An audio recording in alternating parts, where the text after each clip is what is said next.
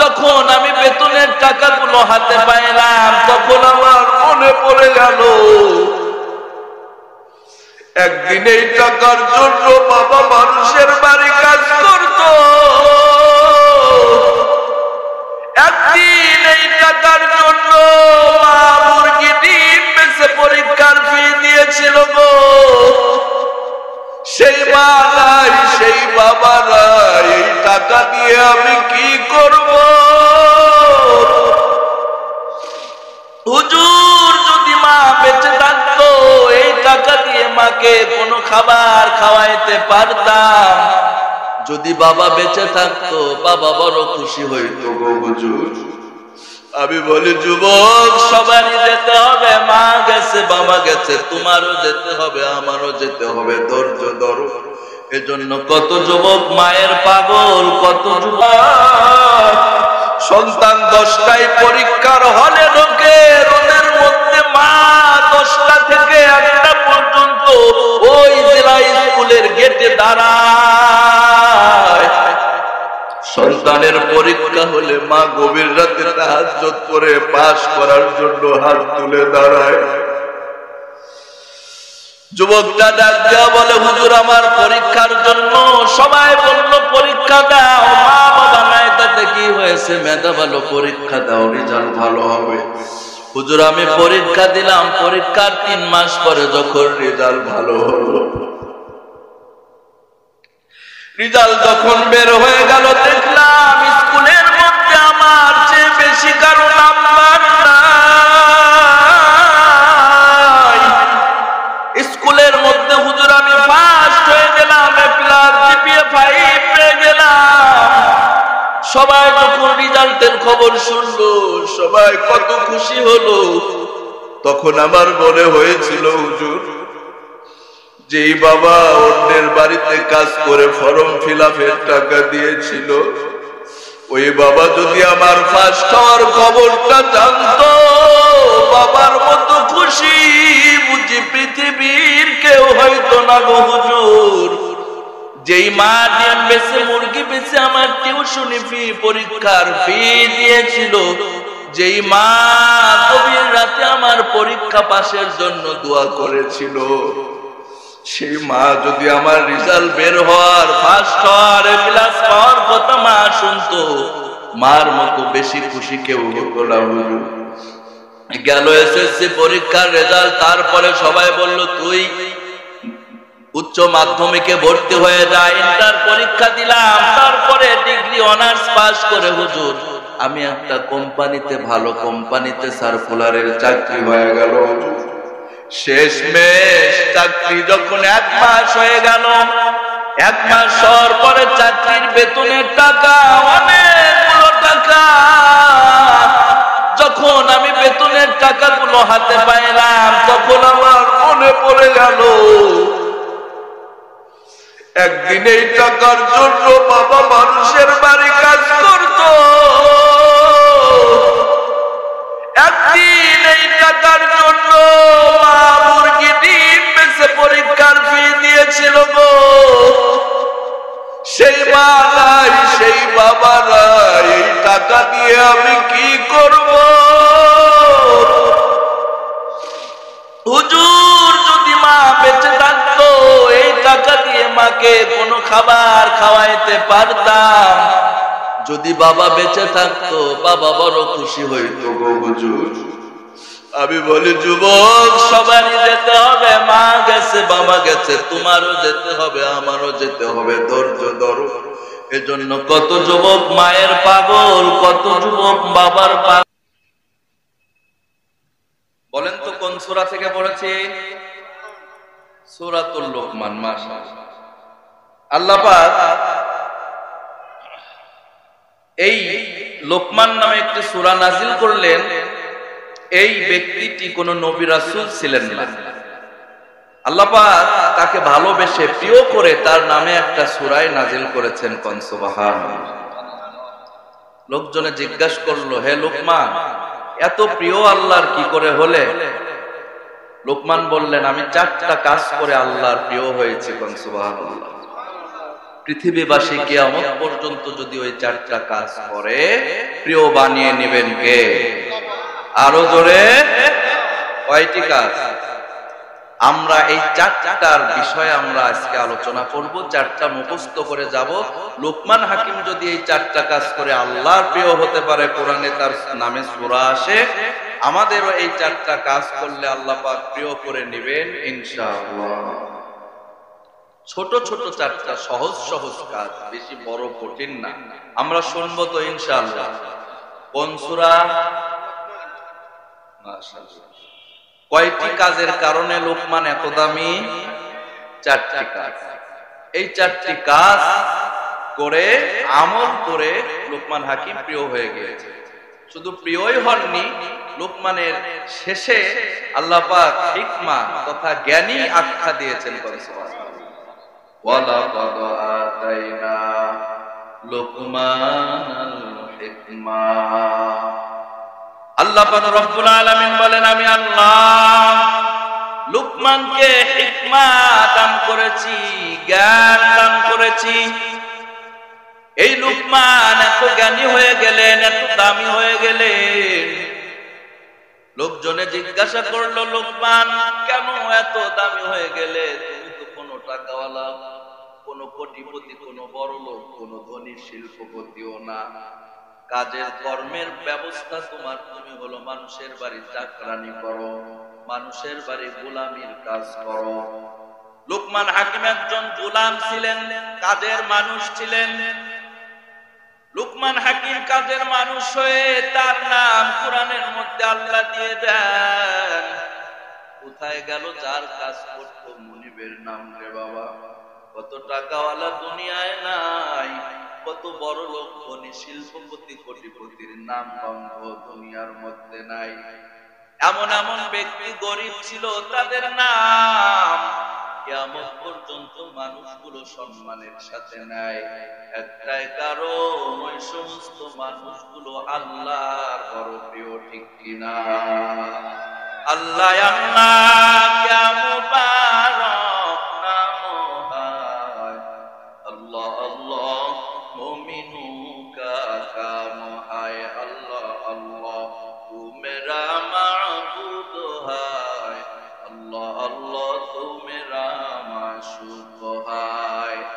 লোকমান হাকিম যেহেতু গোলাম ছিলেন, মুনিব একদিন ডাক দিয়া বলেন, ও লোকমান, তুমি একটা ছাগল জবাই করে, ছাগলের যেই জায়গার বস্তুটা তোমার বেশি প্রিয়, সেই জায়গার বস্তু আমি আমার মনিবের জন্য তুমি খাবারের ব্যবস্থা করো। একটা ছাগলের মধ্যে অনেক রকমের স্বাদের বস্তু দিয়েছেন কে? আরো জোরে বলেন কে? ছাগলের সিনার গোশতের মধ্যে একরকম স্বাদ, ছাগলের পায়ের গোশতের মধ্যে একরকম মজা, ছাগলের মাথার গোশতের মধ্যে একরকম মজা। এত নিয়ামত আরো জবান খুলে বলবেন কে দান করেছে? ওরে দুনিয়ার মানুষ, আল্লাহর গোলাম একটা মাছ কেটে, ইলিশ মাছ রান্না করে, যে কোনো মাছের পেটির মধ্যে একরকম স্বাদ, লেজের মধ্যে আরেক রকম স্বাদ, মাথার মধ্যে আরেক রকম স্বাদ। একটা ফলে একরকম স্বাদ, আরেকটা ফলের মধ্যে আরেক রকম স্বাদ। বিভিন্ন রকমের মাছের মধ্যে বিভিন্ন রকম স্বাদ, বিভিন্ন রকম গোশতের মধ্যে বিভিন্ন রকমের স্বাদ। এ সমস্ত নিয়ামত কে দিয়েছেন? আবার জবান খুলে বলে। লোকমান হাকিমকে মুনিব ডাক দেয়া বলে, লোকমান, ছাগল জবাই করে যেই জায়গার গোশত তোমার প্রিয়, সেই জায়গার গোশত আমার জন্য নিয়ে নাও, রান্না করে আমার খাবারের ব্যবস্থা করো। লোকমান হাকিম ছাগল জবাই করে এবার ছাগলে 2 জায়গার গোশত মুনিবের জন্য রেডি করলেন। প্রথম নাম্বার যেটা সেইটা হলো কলিজার গোশত, দ্বিতীয় নাম্বার যেই জায়গা সেই জায়গা হলো জিহ্বার গোশত। কলিজা আর জিহ্বার গোশত মুনিবের সামনে হাজির করলেন। আবার কিছুদিন পরে যখন বিষয়টা থেকে গেল, বিষয়টা ভুলে যাওয়ার মতো হয়ে গেল, কিছুদিন পরে আবারও লুকমানকে ডাক দেয়া বলে, মুনিব লুকমান রে, আবারও ছাগল জবাই করে যেই জায়গার গোশত তোমার পছন্দ সেই জায়গার গোশত আমার জন্য হাজির করো। এবার বহুদিন পরে যখন আবার দ্বিতীয়বার ছাগল জবাই দিলেন, ছাগল জবাই করার পর আবারও পূর্বের ন্যায় কলিজার গোশত এবং জিহ্বার গোশত মুনিবের কাছে হাজির করলেন। প্রথমবার নিয়েছিলেন কলিজা আর জিহ্বা, এবার তো অন্য জায়গার নিতে পারবেন নাকি বলেন? প্রথমবারও যেই জায়গার দ্বিতীয়বারও সেই জায়গার মুনিব ডাক দেয়া বলে, লুকমান বহুদিন আগে তোমাকে বলেছিলাম ছাগল জবাই করে তুই যেই জায়গার গোশত প্রিয় সেই জায়গার গোশত নিয়ে আসো। তুমি ওই কলিজা আর জিহ্বার গোশত নিয়ে এসেছিলে, সেদিন আমি কিছু বলি নাই, আজকে আবার কেন ওই 2 জায়গার গোশত নিয়ে এসেছো? এই 2 জায়গার গোশত তোমার কাছে কেন এত প্রিয়?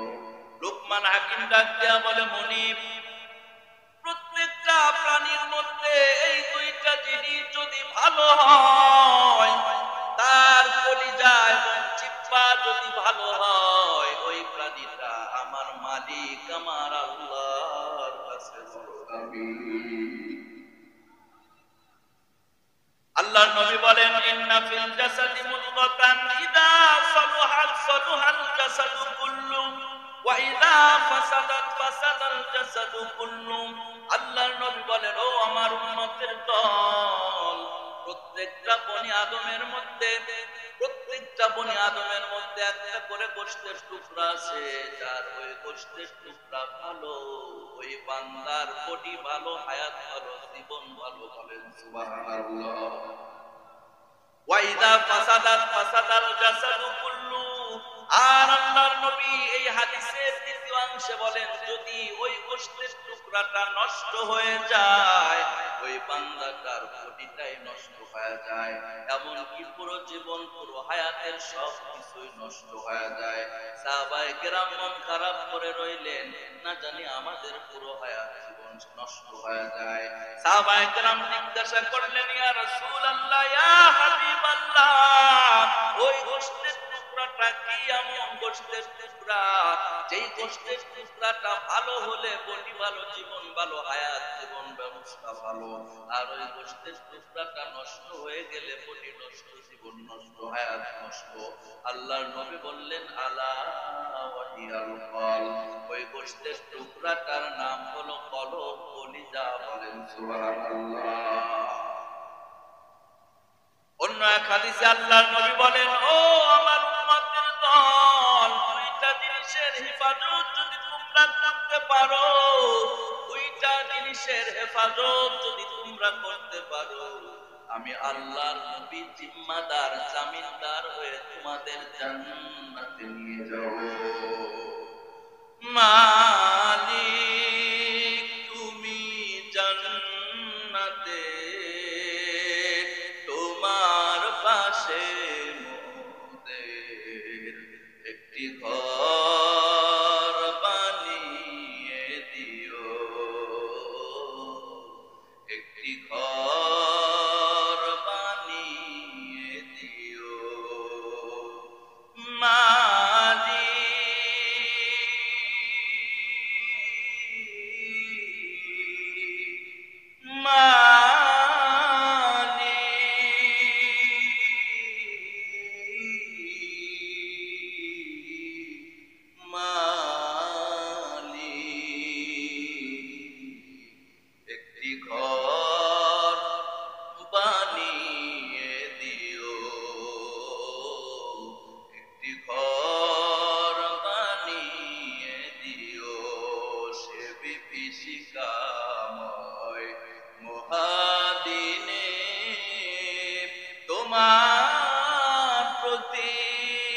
বেশি করে নিও মালিক তুমি জান্নাতে তোমার কাছে মোদের একটি ঘর বানিয়ে দিও, একটি ঘর বানিয়ে দিও। বলেন আমিন। আল্লাহ নবী বলেন জান্নাতে যদি যেতে চাও আমি নবী জিম্মাদার জামিনদার হয়ে তোমাদের জান্নাতে নিয়ে যাব। প্রয়োজনে দুইটা জিনিসের হেফাজত করো। এক নাম্বার হলো জিহ্বার হেফাজত, কন্ট্রোল করো। এই জিহ্বা দিয়ে আজে বাজে ফাহেসা অনার্থক কোনো আলাপ কথাবার্তা করা যাবে না।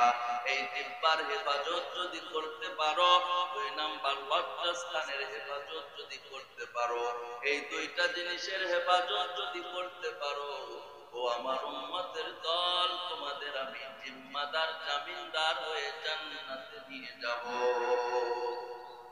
এজন্য ভাই বাবাজি, পর্দার অন্তরালের মা বোনেরা, সারা রাত ওয়াজ হলে আপনারা ওয়াজ শোনার জন্য বসে থাকবেন, এটা আমার বিশ্বাস।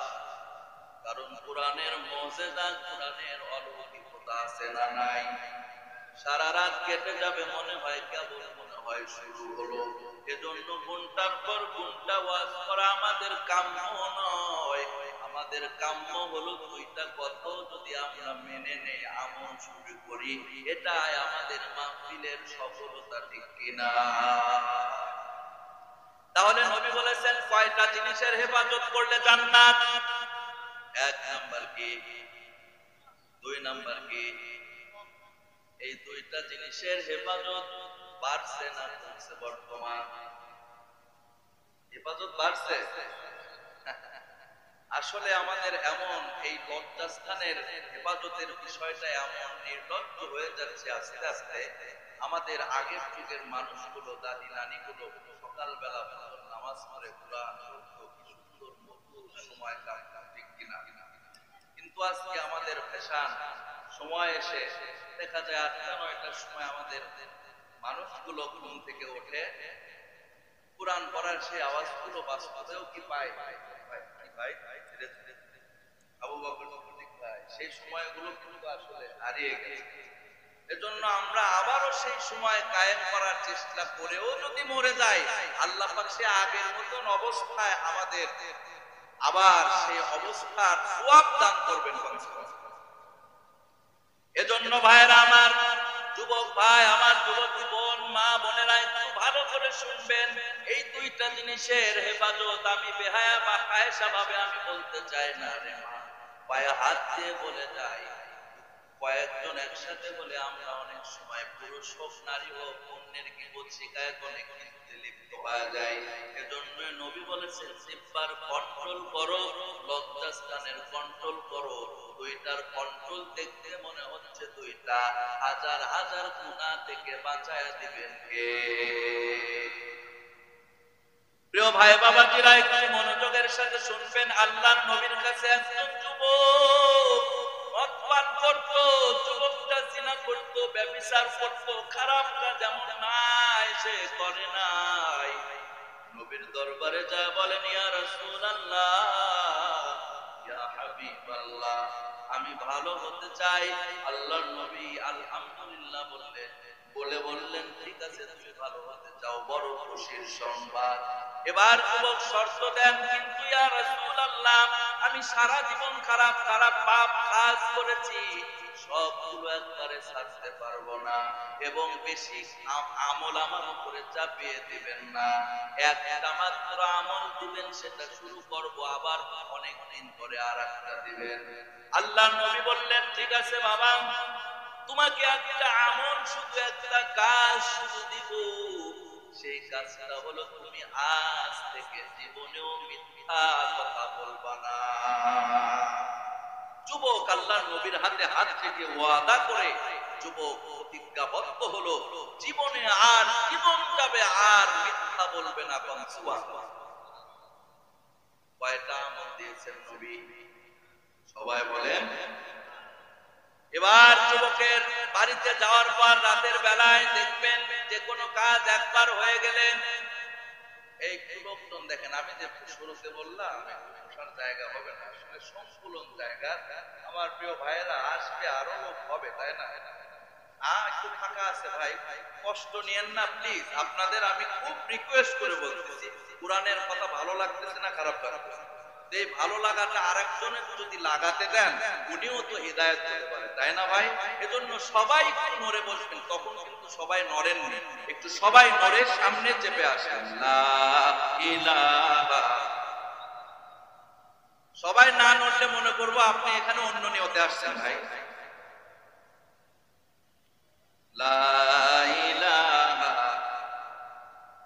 একটু আগায় আসেন। লা ইলাহা। ভাই চেপে চেপে বেশি সময় কষ্ট দেব না। আর আপনারা অনেক সম্মানী মানুষ আমি জানি, আপনারা অনেক সম্মানের চেয়ারে বসেন আমি জানি, কিন্তু কোরআনের জন্য আজকে নিচে বসেছেন, এই জন্য আমার কষ্ট লাগতেছে। তারপরেও ভাই আপনারা অনেক সম্মানী, আরো আল্লাহ সম্মান দিবেন, এজন্য একটু নড়ে চড়ে সামনে ফাঁকা রাখবেন না ইনশাআল্লাহ। লা ইল্লাল্লাহ লা ইলাহা। ওই যে মাঝামাঝির দিকে একটু ফাঁকা আছে, পিছন থেকে এই যে আমার মাঝখানের ভাই সামনের একটু সরে আসছে ঠিকই, পিছনের ভাইরা সরে আসতেছে না, মাঝে ফাঁকা, একটু সরে আসেন ভাই, সামনে আসেন। হেদায়েত কিন্তু সবাই পায় না, একটু পাওয়ার সুযোগ করে দেন ভাই। আর নাই রাস্তায় একটু ফাঁকা করে দেন, পিছনের লোকের সামনে আসেন, যে কোনো একটা করা লাগবে নাকি কম। হ্যাঁ, যাক মাশাআল্লাহ, পরিবেশটা সুন্দর হয়ে যাচ্ছে।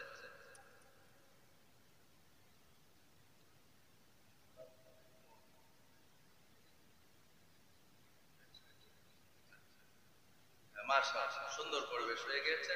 তাহলে যুবককে আল্লাহ নবী কয়টা কাজ করতে বললেন? আরো জোরে, নাম কি কাজে? মিথ্যা কথা। যুবকটার অভ্যাস ছিল রাতের বেলায় মদ পান করা। যে অভ্যাস তো সময় হলে সেটা না করলে মাথা খারাপ হয়ে যায়, মাথা ঘোরা শুরু হয়ে যাবে, তার অনেক কষ্ট লাগবে, খারাপ লাগবে। এজন্য ভাই বাবাজিরা, যুবক ভাই বৃদ্ধ বাবাজিরা, পর্দার অন্তরালের মা বোনেরা, যুবকটা গভীর রাত যখন হয়ে গেল, অভ্যাস ছিল তার মদ পান করা, মদের গ্লাস বোতল নিয়ে রেডি হয়ে বসেছে। সাথে সাথে মনে পড়ে গেছে নবী বলেছেন যুবক মিথ্যা বলা যাবে না। আমি আজকে যদি মদ পান করি, সকাল বেলায় মুখ দিয়ে গন্ধ বের হবে, দুর্গন্ধ বের হবে। আর কোরআনে ইসলামে মদ পান করার আইন হলো দুর্রা মেরে তাকে কষ্ট দেওয়া, হত্যা করা, বিচার করা কোরআনের আইন। এজন্য আমাকে সকাল বেলায় যখন বলা হবে এ যুবক মদ পান করছো নাকি, তখন তো আমি মিথ্যা বলতে পারবো না। তখন মদ পান করার কারণে হাকিম বিচারকরা আমার শাস্তি দিবে, মিথ্যা বলতে পারবো না। এই চিন্তা করে মদের গিলাস বোতল গুলো ভেঙ্গে চুরমার করে দিলেন। সুবহানাল্লাহ। রাত চলে গেল, পরের দিন যুবকটা হেঁটে যাচ্ছে। তার আগের অভ্যাস ছিল চুরি ডাকাতি, চিন্তায় রাহাজানির অভ্যাস ছিল। যাইতে যাইতে হঠাৎ করে দেখে একটা মুসাফির একটা মসজিদের বারান্দায় ঘুমায়। মুসাফিরের মাথার নিচে একটা ব্যাগ, এমন সাইজের, যেই ব্যাগের মধ্যে আগের যুগে তো এমন আইন ছিল, এমন অবস্থা ছিল, স্বর্ণ টাকা পয়সা নিয়ে রাতের গভীরে মা বোনেরাও যদি যাইতো তাহলে কেউ কোনোদিন ক্ষতি করার চেষ্টা করতো না। এমন সোনালী যুগ ছিল রে বাবা। এজন্য ওই বেচারা মুসাফির মাথার তলে স্বর্ণ অলংকারের ব্যাগটা মাথার নিচে দিয়ে ঘুমায়। ঘুমের ঘরে হঠাৎ করে মাথার তল থেকে ব্যাগটা সরে যায়। এবার ওই যুবক চোখ করে দেখে ওই স্বর্ণ অলংকার টাকা মুদ্রার ব্যাগ, ওই লোক তো ঘুমায় আছে, ওই ব্যাগটা নিয়ে গেলে অনেক টাকা পয়সা হয়ে যাবে। এবার যুবকটা ওই ব্যাগ নেওয়ার জন্য ঢুকলো। মসজিদের বারান্দায় ঢুকে ব্যাগটা হাতে নেওয়ার সঙ্গে সঙ্গে তার মনে পড়ে গেল নবী বলেছে যুবক জীবনেও মিথ্যা বলবা না। সুবহানাল্লাহ। এবার সঙ্গে সঙ্গে সে তো ব্যাগ নিলই না। আর ওই মুসাফিরের মাথার বালিশ, অনেক সময় ঘুমন্ত ব্যক্তির মাথার বালিশ সরে যায়, হয় কি হয় না, ওই ব্যাগটাও সরে গিয়েছিল। কিন্তু ওই ব্যাগটা তার মাথার নিচে আরামে দিয়ে তাকে ঘুমের ব্যবস্থা করায়া বের হয়ে আসলেন। সুবহানাল্লাহ। কেন কেন সে চিন্তা করলো এই ব্যাগটা যদি আমি নিয়ে যাই, এই ব্যাগ নিয়ে যাওয়ার কারণে এই ব্যক্তি কাজী হাকিমদের কাছে বিচারকদের কাছে বিচার চাইবে, আর শুনতে শুনতে আমার কাছে যদি হাকিম কাজী বিচারকরা বলে ও তো সোনার ব্যাগ নিয়েছ নাকি, আমি তো মিথ্যা বলতে পারবো না, তখনই আমার এই চুরি করার বিচার আমার হাত কেটে দেওয়া হবে। চুরি করার বিচার আছে না নাই? আজকে চুরি করার বিচার যদি সারা পৃথিবীতে থাকতো, কত হাত কাটা মানুষ জীবনে আমরা দেখতে পেতাম, ঠিক কিনা? শুক্রবারে মসজিদে নামাজ পড়তে যে আগের কাতারে অনেক হাত কাটা মানুষ দেখা যায়, আছে না নাই? কারণ আগের কাতারে নামাজ পড়ে কারা? অনেক, মনে করেন যে অনেক বড় বড় পার্সন, তাই না? তাদের ওই অভ্যাস আছে না? এতিম গরিব মিসকিন, রাস্তাঘাট, স্কুল, কলেজ, রড বালু সিমেন্ট, গম চাউল টন এগুলো খাওয়ার অভ্যাস নাই মনে হয় আমাদের। কথা আসতে কোন? তাহলে এদের হাত কাটা হলে শুক্রবারে যা আগের কাতারে হাত কাটা লোক দেখা যায় না, ঠিক কিনা? ধরে করো প্রিয় ভাই বাবাজিরা, একটু খেয়াল করার চেষ্টা করবেন। হাত কাটার বিচার যদি আমাদের দেশে থাকতো, কত মানুষের হাত কাটা দেখতে পেতাম, আর একটা জিনিস দেখতে পেতাম, জীবনেও আমাদের দেশে চুরি হতো না। এজন্য যুবক চিন্তা করলো, আমি যদি এই সোনা অলংকারের ব্যাগ চুরি করি, আমি মিথ্যা বলতে পারবো না, আমার তো হাত কাটা যাবে। দুইটা বড় বড় পাপ থেকে ওই যুবক বেঁচে গেল। এক নাম্বার বড় পাপ থেকে বেঁচে গিয়েছিল, সেটা কি বন্ধ? মাশাআল্লাহ, মনোযোগ আছে। দুই নাম্বার কি হলো বলেন তো? চুরি করা থেকে। তিন নাম্বার যুবকটা যাইতে যাইতে, আগের অভ্যাস ছিল জিনা ব্যভিচার করা, যাইতে যাইতে সুন্দরী একটা নারীর দিকে চোখ পড়লো। সে যুবক চিন্তা করলো, এত সুন্দর নারী, তার দিকে আকৃষ্ট হয়ে গেল, তার সাথে কথা বলার চেষ্টা চিন্তা করলো। রে বাবা, এবার তার মনের মধ্যে মনে হয়ে গেল, নবী তো বলেছে মিথ্যা বলা যাবে না, আর যদি আমি এই নারীর সাথে পূর্বের ন্যায় জিনায় লিপ্ত হয়ে যাই, আর আমার বিচার যদি শুরু হয়ে যায়, কাজী হাকিম বিচারকরা যদি বলে ও জিনা করেছো নাকি, আমি তো মিথ্যা বলতে পারবো না, তখন আমি সত্য বলতে হবে। আর জিনা করার শাস্তি হলো আযযানিয়াতু ওয়ায-যানি ফাজলিদু কুল্লা ওয়াহিদিন মিনহুমা মিআতা জালদা। আল্লাহু আকবার। জিনা করার শাস্তি হলো, বিবাহিত আর বিবাহিতা নারী পুরুষ যদি জিনা করে, তাদের গলা পর্যন্ত গর্ত করে মাটির নিচে পুঁতে রেখে, শুধু মাথাটা উপরে বের করে রেখে পাথর মেরে মেরে তাদের নিক্ষেপ করে হত্যা করে দেওয়া। আর অবিবাহিত আর অবিবাহিতা নারী পুরুষ যদি জিনার মধ্যে লিপ্ত হয়ে যায়, 100টা বেত্রাঘাত করে দেশ থেকে তাকে দেশান্তর করে দেওয়া এর আইন। সে চিন্তা করেছে, আমি যদি এই জিনায় লিপ্ত হয়ে যাই, তাহলে আমার মিথ্যা বলার কোনো সুযোগ নাই, বলতে পারবো না, আমার তো মৃত্যুদণ্ড হয়ে যাবে। এজন্য ওই নারীর দিকে ওই যুবকার চোখ তুলে তাকায় নাই। কোন বলেন সুবহানাল্লাহ। প্রিয় ভাই বাবাজিরা আমার, এজন্য ওয়াজ শুনলে হবে না, আমল নিয়তে শুনতে হবে। এজন্য আল্লাহর নবী ওই হাদিসটা বলেছেন, দুইটা জিনিসের হিফাজত, একটা হলো জিহ্বার হিফাজত, দুই নাম্বার লজ্জাস্থানের হিফাজত। আজ থেকে আমরা এই দুইটা জিনিস হেফাজত করব ইনশাআল্লাহ। ইনশাআল্লাহ সাউন্ড খুব বেশি বলবো, তার মানে যারা বলে নাই তারা এই দুইটার হেফাজত করবে। ভাইরা আমার, আমাদের সংশোধনার কবে হব দরকার আছে না নাই হওয়া? আল্লাহ পাক এই দুইটা জিনিসের হেফাজতের তৌফিক দান করুক বলে আমিন। তাহলে লোকমান হাকিম মনিবকে ডাক দেয়া বলতেছেন, ও মনিব, আমি যে কলিজা এবং জিহ্বা দুইটা জিনিস আপনার সামনে হাজির করি, তার কারণ হলো কোন প্রাণীর যদি এই দুইটা জিনিস ভালো হয়, তার পুরো জীবনটাই যেন ভালো হয়ে যায়। এইখানে আবার একটু বিষয় আছে, অনেক মানুষ চালাক আছে, আমার কলিজা আমার মন ভালো আছে, নামাজ না পড়লেও ভালো আছে। আছে না নাই ভাইয়ের? বলে যারা নামাজ পড়ে ওদের থেকে ভালো আছে। এই চালাক বাঙালি কিন্তু আছে। যদি মন ভালোই হয় সে নামাজ বাদ দিতে পারে। প্রিয় ভাই বাবাজিরা, আমার জন্য লুকমান হাকিম জ্ঞানী ছিলেন। আল্লাহ পাক রব্বুল আলামিন হিকমা দান করেছেন। যে কথা আল্লাহই বলেছেন সূরা লুকমানের 11 নম্বর আয়াতে, ওয়ানা কাদ আতাইনা লুকমানাল হিকমাতা আনিশকুর লিল্লাহ।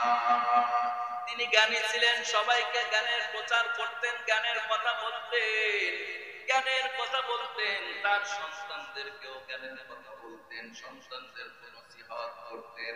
যেটা 12 নম্বর আয়াতের মধ্যে আল্লাহ বলেছেন, ওয়াইদ ক্বালা লুকমান লিবনিহি ওয়া হুয়া ইয়াইদুহু ইয়া বুনাইয়া লা তুশরিক বিল্লাহ।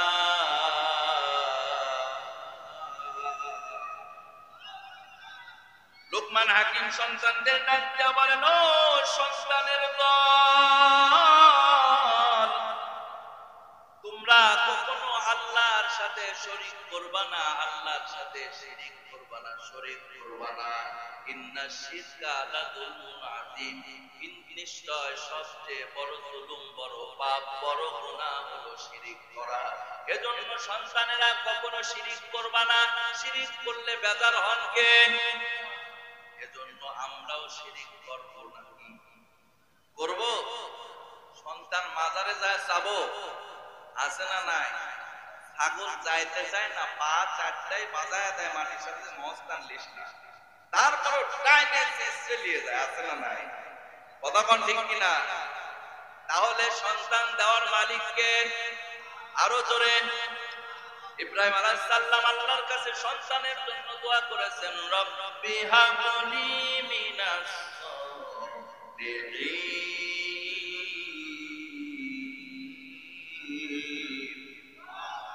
ওয়া বাশশারনাহুম বিগুলামিন হালিম।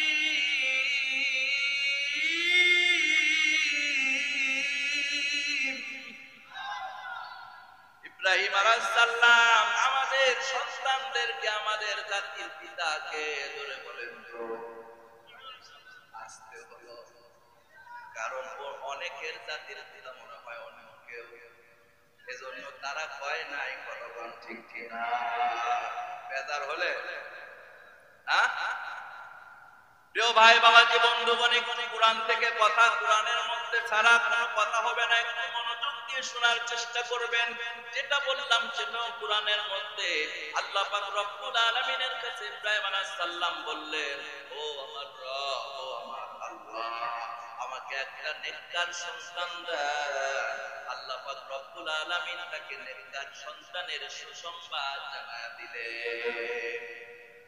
ইব্রাহিম আলাইহিস সালাম কোন কোন কিতাবে 90 বছর, 120 বছর, 99 বছর, কোন তাফসিরে 80 বছর, এত বছর বয়স হয়েছেন, কোন সন্তান নাই।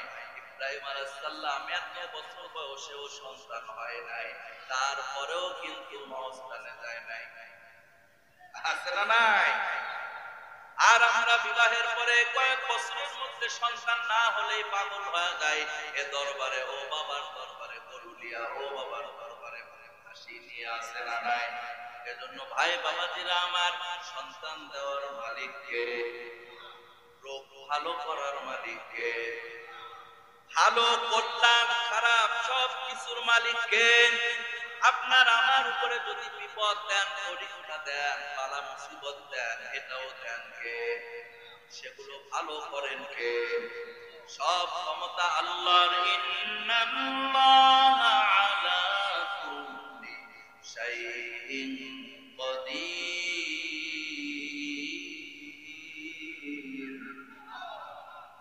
এজন্য ভাইরা আমার, বন্ধুরা আমার, সব ক্ষমতা আল্লাহর, সব ক্ষমতা আল্লাহর।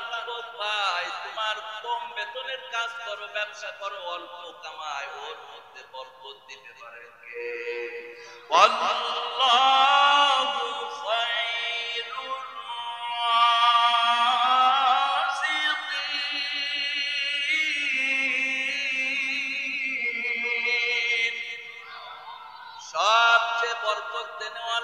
রিজিকের মালিক আল্লাহ। কোন টাকার মধ্যেও আল্লাহ শান্তি দিতে পারেন কি পারেন না? কোটি টাকার মধ্যেও আল্লাহ অশান্তি দিতে পারেন কি পারেন না? কোটি টাকার মালিক দেখো অভাব হয় না দূর, গরিব ঘুমায় আরাম করে মনটা বাহাদুর। ফিরাউনের লাশটা দেখো মিশর জাদু ঘরে, খায় না মাটি পোকা মাছি সবাই ঘৃণা করে। উঁচু জমিন থেকে পানি নিচু জমিনে যায়, এমনি খোদার রহমত আসে নম্রতার হৃদয়। ভোগবিলাসের বাড়ি গাড়ি পরে রবে সব, ভোগবিলাসের বাড়ি গাড়ি পরে রবে সব। থাকতে সময় স্মরণ করো আল্লাহ আমার রব, থাকতে সময় স্মরণ করো আল্লাহ আমাদের রব। ঠিক কিনা? আমাদের রবকে ইন্নাল্লাযীনা ক্বালু রাব্বুনা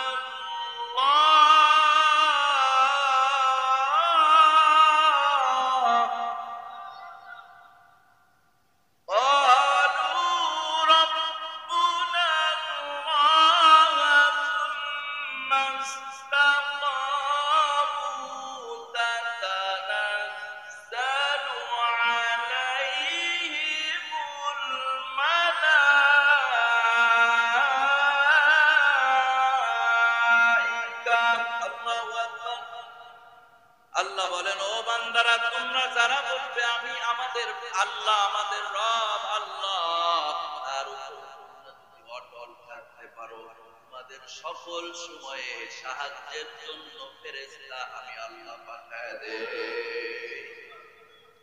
এজন্য যুবক ভাই, অল্প বেতন, আল্লাহ সাহায্যকারী। তোমার চাকরিও নাই, কর্ম নাই, সাহায্যকারীকে কর্ম দিতে পারেন কে?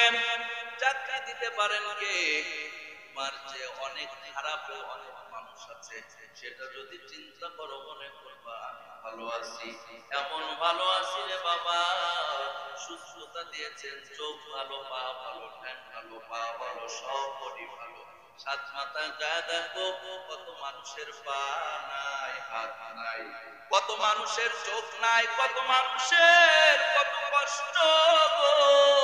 তোমাকে যে আল্লাহ সুস্থতা দান করেছেন, এটার শুকরিয়া যদি আদায় করতে থাকো, কিয়ামত পর্যন্ত তোমার পুরো হায়াত শুকরিয়া আদায় করলে সুস্থতার হায়াত শেষ হবে না। ঠিক কিনা? এজন্য যতটুকু আছে, যেটাই আছে, সন্তুষ্ট কার উপর? আরো ধরে বলে, আমি লম্বা আলোচনা করবো না, আলোচনা লম্বা করে অভ্যাস করতে গেলে লম্বাই হয়ে যায়। আমি শর্টকাট করার চেষ্টা করলেও লম্বা হয়ে যায় রে বাবা। একটু শর্টকাট করবো আজকে, যেহেতু আমার উঠতেই দেরি হয়ে গিয়েছে। একটু মনোযোগ দিয়ে শোনার চেষ্টা করবেন রে বাবা, তাহলে সন্তানদেরকে লোকমান হাকিম বলতেছে, ও বাবারা, 1 নাম্বার নসিহত হলো তোমরা শিরিক করবা না। কি করবা না? শিরিক মুক্ত ঈমান যদি হয়, আল্লাহর নবী বলেন শিরিক মুক্ত ঈমান যদি হয়, অল্প আমল যদি হয়, ওই অল্প আমলের কারণে আল্লাহ পাক নাজাত দান করে দিবেন। আখলিস দীনাকা ইয়াকফিকাল আমালুল কলিল। আল্লাহু আকবার। আল্লাহর নবী বলেন তোমার ঈমান, তোমার আমলগুলো খাঁটি করো, শিরিক মুক্ত করো। অল্প শিরিক মুক্ত খাঁটি আমল দিয়েই আল্লাহর জান্নাতে যাওয়া সম্ভব। ইখলাস কি আমাল ये जन्नत की हमरा, परहेज की मकासद है जो तकवा से हासिल मान, परहेज की मकासद है जो तकवा से हासिल मान, बगैर जो अमाल हो इखलास व तकवा, बगैर जो अमाल हो इखलास व तकवा, बर्बाद तेरे जिंदगी आए खुशे नजरमान, बर्बाद तेरे जिंदगी आए खुशे नजरमान। তাহলে আমাদের ঈমানকে শিরিক মুক্ত করব ইনশাআল্লাহ। আবার সামনে আসতে বলতেছে পিছন থেকে, কই বসবে, কাদের উপর না মাথার উপর? আর কি আসার জায়গা আছে ভাই? আছে? থাকলে তো মাশাআল্লাহ। তাহলে আরেকটু একটু টপিক দেই, একটু জিকির লা ইলাহা। তবে এরকম মাঝে মাঝে টপিক দিলে বক্তাদের সুবিধা বলারে লা ইলাহা।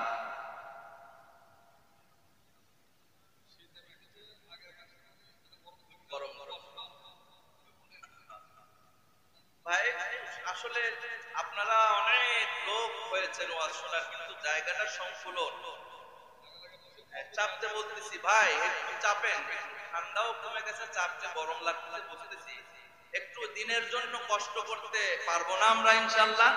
সাহাবীরা যদি জীবন দিতে পারে, রক্ত দিতে পারে, আমরা একটু আজকে এই বসার কষ্ট করতে না পারলে তো হবে না রে ভাই। একটু আগে আসেন না, আগে আসেন একটু ভাই, আগে আসেন, আগে আসেন। লা ইলাহা লা ইলাহা। আপনারা সামনের বছর একটা কাজ করতে পারেন, মানে যেদিন ওয়াজ হবে সেই দিন আপাতত এই যে বসার ইয়াগুলো ওইগুলো একটু ফ্রি করবেন, ওর উপরেও মানুষ এটা একটু ব্যবস্থা করবেন, তাহলে অনেক মানুষ বুঝতে পারবে। ওই জায়গাগুলো একদিনের জন্য একটু সরায় এক জায়গায় বসে রাখলে সমস্যা হবে না মনে হয়, নাকি বলেন ভাই?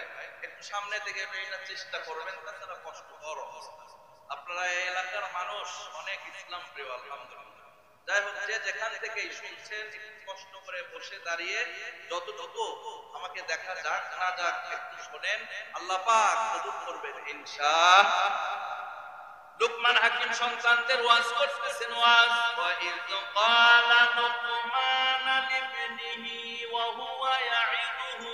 লুকমান হাকিম ইয়াইদুহু ওয়াজ করতেছেন তাদের সন্তানদেরকে, ইয়া বুনায়া, ও সন্তানেরা, লা তুশরিক বিল্লাহ, শিরক করো না, ইন্নাশ শিরকা লাযুলমুন আযীম, নিশ্চয় শিরক হলো সবচেয়ে বড় গুনাহ। তারপরের আয়াত থেকে অনেক নসিহত করেছেন, সব নসিহত কি আমার কথা বলা সম্ভব হবে না রে বাবা।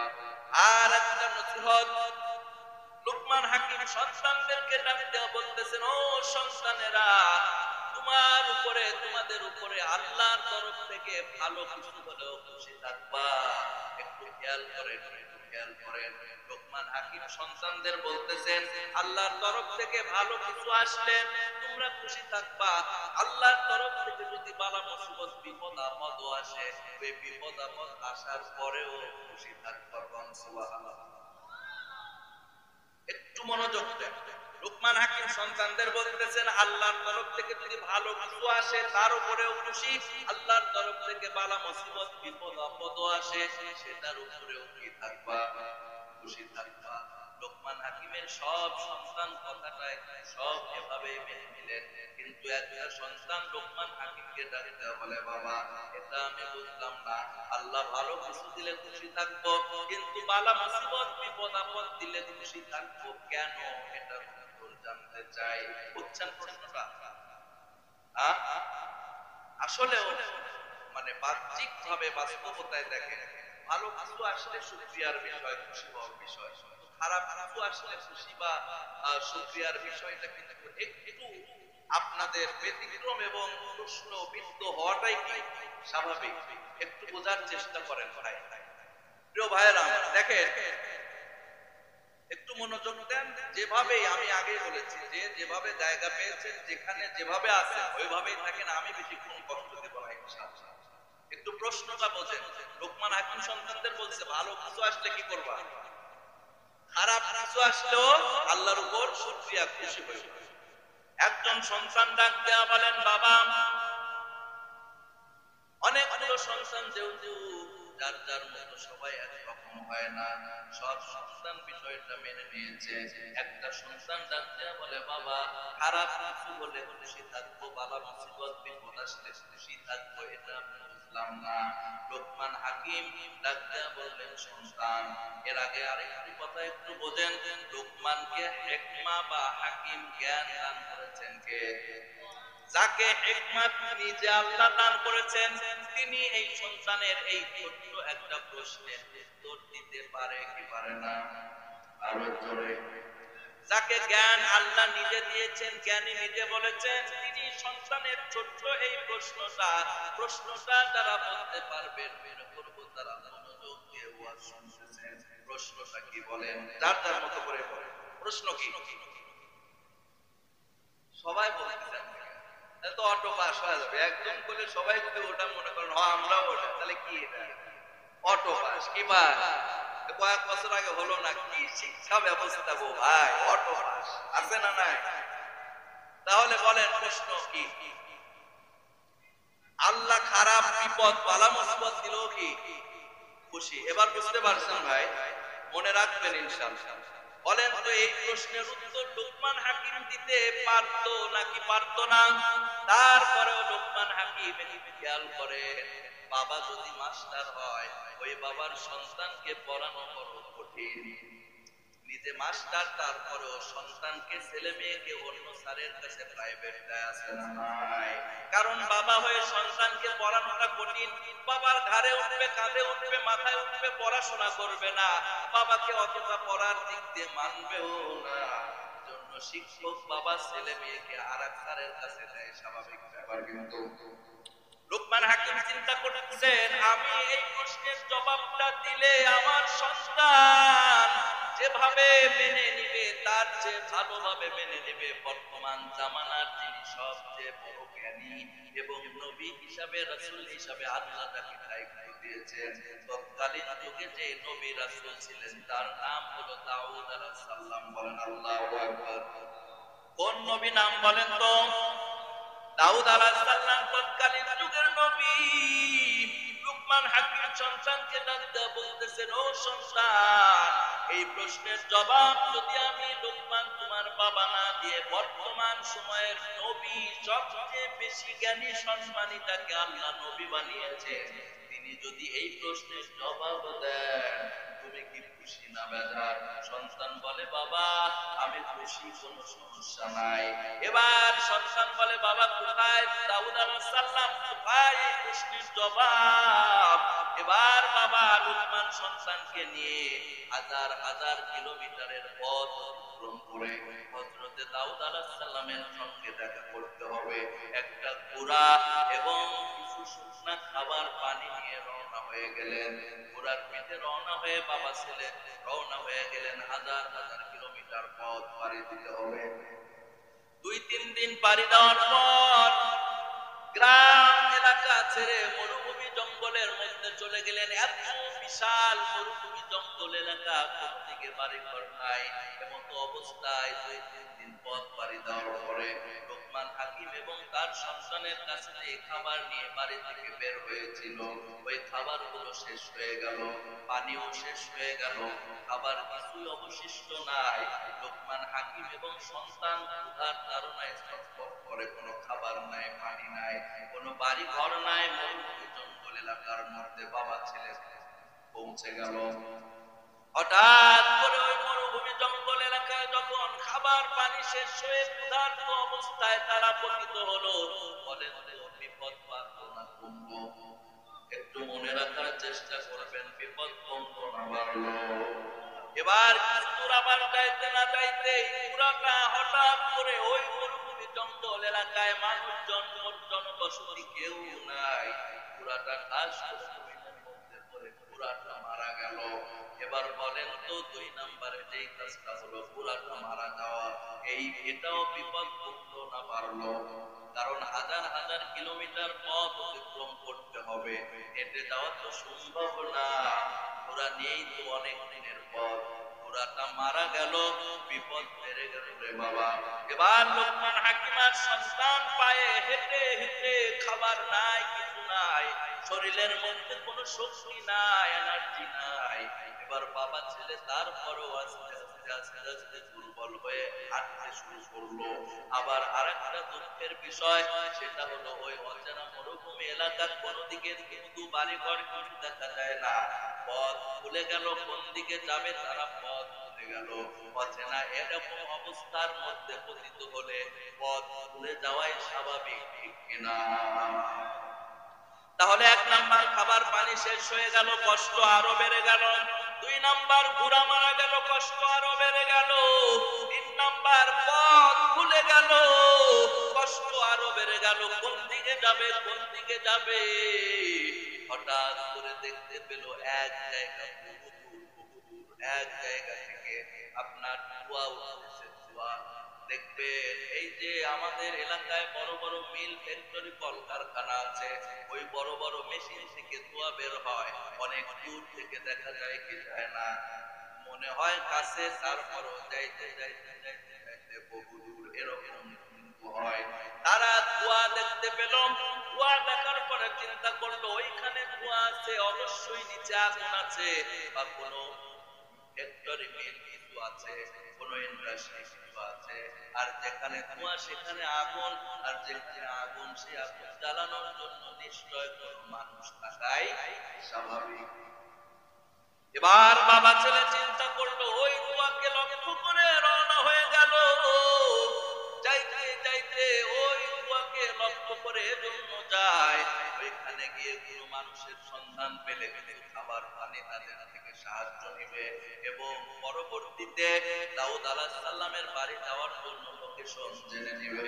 এজন্য ওই ধোঁয়াকে টার্গেট করে বাবা ছেলে রওনা হয়ে গেল। রে বাবা, একটু মনোযোগ দিবেন, দিবেন, অল্প সময়ে ইনশাআল্লাহ শেষ হয়ে যাবে। এবার যখন ধোঁয়াকে টার্গেট করে বাবা এবং ছেলে, লুকমান হাকিম এবং সন্তান যখন ধোঁয়াকে টার্গেট করে রওনা হয়ে গেল, হঠাৎ করে মরুভূমি জঙ্গল এলাকায় মানুষজনের চলাচল নাই, এরকম রাস্তা, এরকম মরুভূমি জঙ্গল। ওই জঙ্গলের ভিতর থেকে, রাস্তার ভিতর থেকে ধারালো একটা পুরনো কোনো পশু প্রাণীর হাড্ডি, ধারালো হাড্ডি লোকমান হাকিমের সন্তানের পায়ের নিচে তালু দিয়ে বের হয়ে উপর দিকে ঢুকে বের হয়ে গেল। প্রিয় ভাইরা আমার, বন্ধুরা আমার, সঙ্গে সঙ্গে সন্তান জমিনে পড়ে গেল, রক্ত বের হয়ে জমিনটা লাল হয়ে যেতে লাগলো। টিঙ্কি দিয়ে সন্তানের রক্ত বের হয়ে যাচ্ছে। বলেন তো বিপদ বাড়ছে না কমছে? প্রিয় ভাই বাবা, জীবনটা রক্তরানের মনোযোগের কান লাগায়া দেন। এবার বাবা চিন্তা করলো, কি করব, কি করব, রক্ত কেমনে বন্ধ হবে? এবার লোকমান হাকিম সন্তানের ওই পায়ের হাড্ডিটা হাত দিয়ে টেনে বের করার জন্য চেষ্টা করলো, টেনে বের করতে পারে না। এবার নিজের দাঁত দিয়ে ওই হাড্ডিটা কামড় দিয়ে ধরলো। দেখবেন কোনো কিছু যদি আকারে ছোট হয়, হাত দিয়ে ধরে শক্তি পাওয়া যায় না, এমত অবস্থায় দাঁত কামড় দিলে শক্তি পাওয়া যায়। ঠিক কিনা জোরে বলেন? দাঁত দিয়ে কামড় দিয়ে, দাঁত দিয়ে লোকমান হাকিম সন্তানের পা থেকে ওই ধারালো হাড্ডিটা টান দিয়ে বের করে ফেললো। কিন্তু লোকমান হাকিমের সন্তানের পা থেকে রক্ত বের হওয়া কিছুতে বন্ধ হয় না। এবার রক্ত বন্ধ হওয়ার জন্য লোকমান হাকিম নিজের কাপড় পাগড়ি ছিঁড়ে ছিঁড়ে ছিঁড়ে ছিঁড়ে পেঁচিয়ে ব্যান্ডেজ করে দিল। সঙ্গে সঙ্গে লোকমান হাকিমের সন্তানের পা থেকে রক্ত বের হওয়া বন্ধ হয়ে গেল। আল্লাহ আল্লাহ, ক্যা মুবারক নাম হায়, আল্লাহ আল্লাহ মোমিনু কা কাম হায়, আল্লাহ আল্লাহ তু মেরা মাবুদ হায়, আল্লাহ আল্লাহ তু মেরা মাশুক হায়। বলেন তো বিপদ কমছে না বাড়ছে? বিপদ বাড়ছে, কিন্তু এখানে আরেকটা শিক্ষণীয় বিষয় আছে। বলেন তো হাড্ডিটা বাবার ঢুকছে না সন্তানের ঢুকছে? সন্তানের পায়ে হাড্ডি ঢুকেছে, কষ্ট বাবার লাগছে কি লাগে নাই? কতটা লাগছে?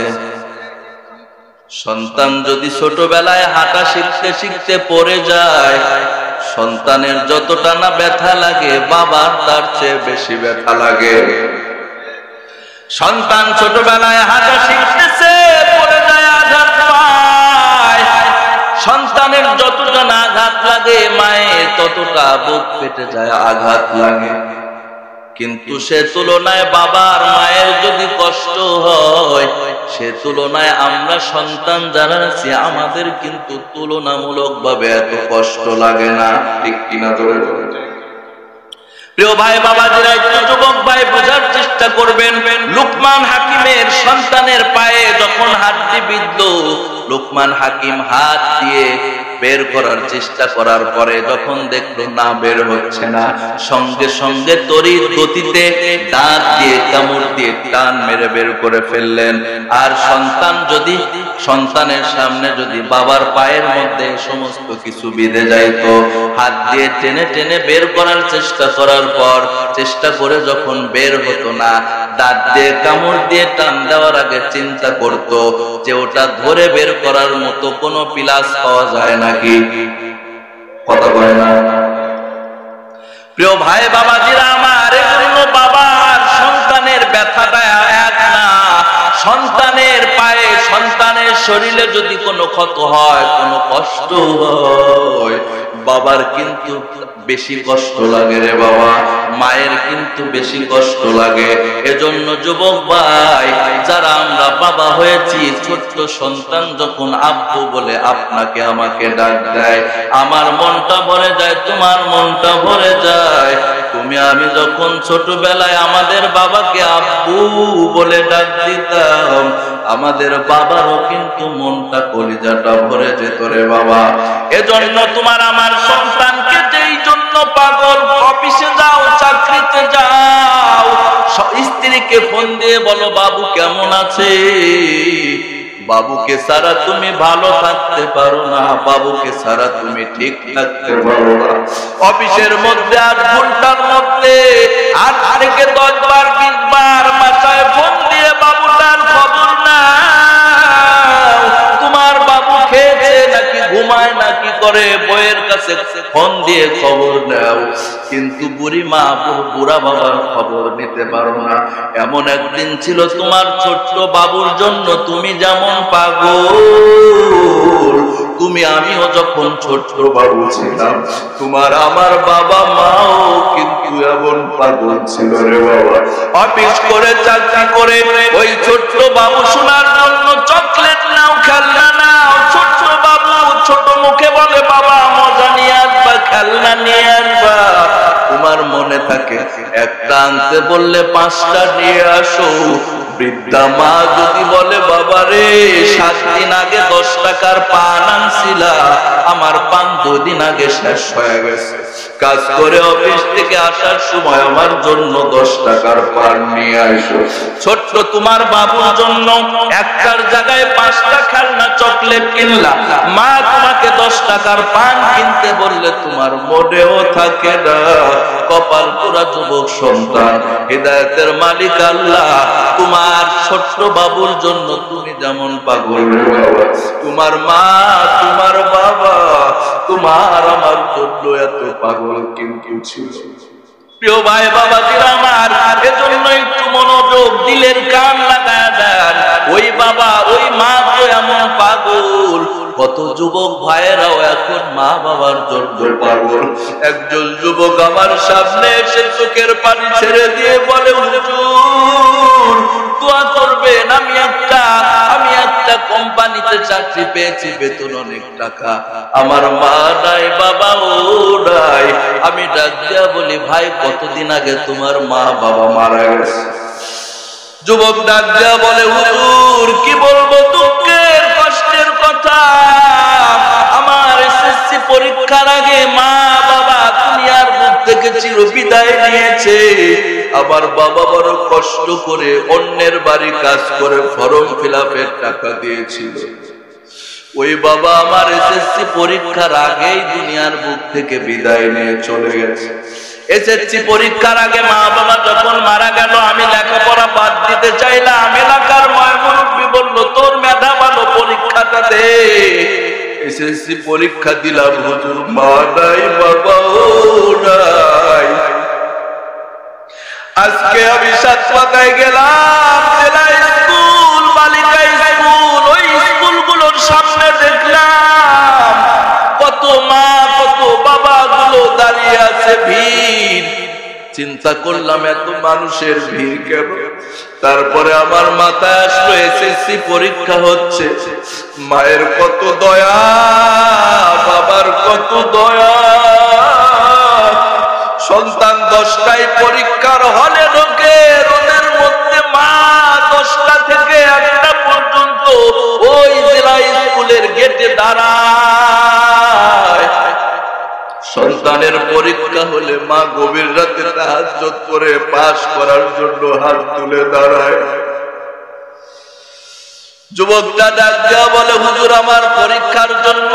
সবাই বলল পরীক্ষা দাও। মা বাবা নাই তাতে কি হয়েছে, মেধা ভালো, পরীক্ষা দাও, রেজাল্ট ভালো হবে।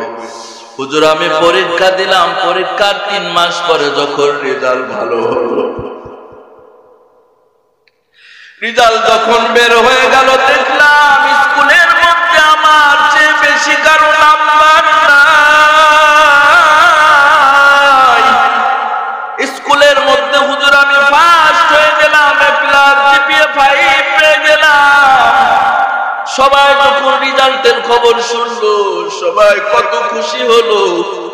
তখন আমার মনে হয়েছিল, হুজুর যেই বাবা অন্যের বাড়িতে কাজ করে ফর্ম ফিলআপের টাকা দিয়েছিল, ওই বাবা যদি আমার ফার্স্ট হওয়ার খবরটা জানতো, বাবার মতো খুশি বুঝি পৃথিবীর কেউ হয়তো না গো হুজুর। যেই মা ডিম বেচে, মুরগি বেচে আমার টিউশনি ফি, পরীক্ষার ফি দিয়েছিল, যেই মা গভীর রাতে আমার পরীক্ষা পাশের জন্য দোয়া করেছিল, সেই মা যদি আমার রেজাল্ট বের হওয়ার, ফার্স্ট হওয়ার, A+ পাওয়ার কথা মা শুনতো, মার মতো বেশি খুশি কেউ হতো না হুজুর। গেল SSC পরীক্ষার রেজাল্ট, তারপরে সবাই বলল তুই উচ্চ মাধ্যমিকে ভর্তি হয়ে যা। ইন্টার পরীক্ষা দিলাম, তারপরে ডিগ্রি অনার্স পাস করে হুজুর আমি একটা কোম্পানিতে, ভালো কোম্পানিতে সার্কুলারের চাকরি হয়ে গেল হুজুর।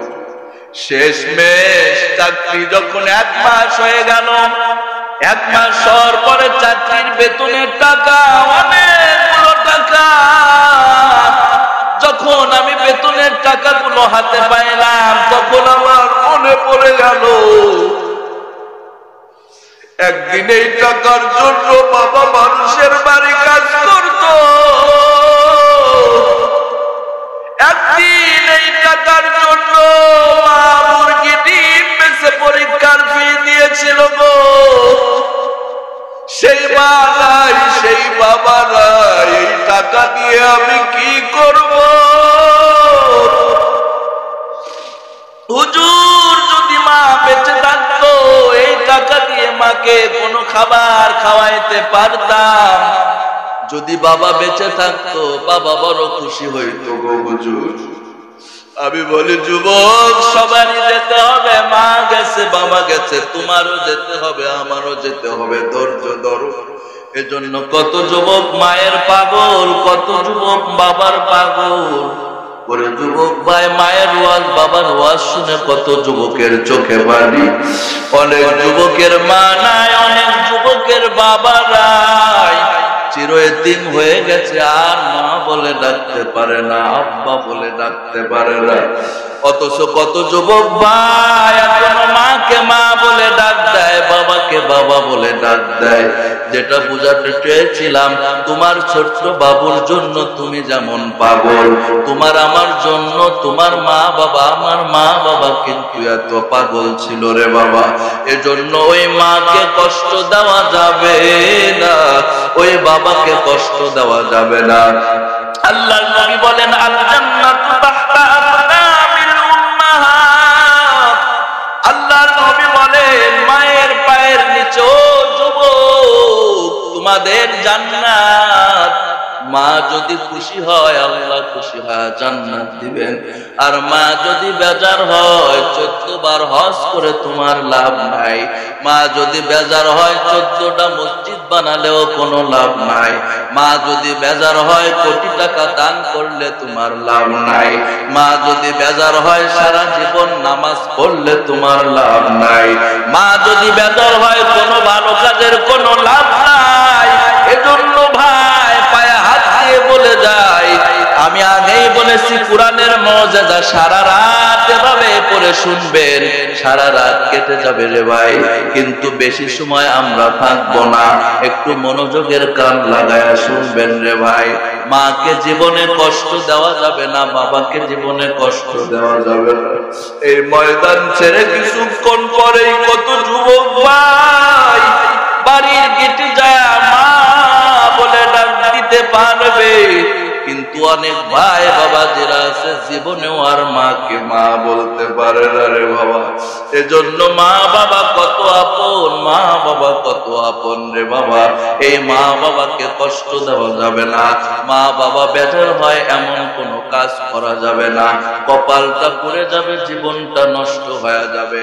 এজন্য আমরা সবাই আজ থেকে মা বাবার সেবা খেদমত করবো তো ইনশাআল্লাহ।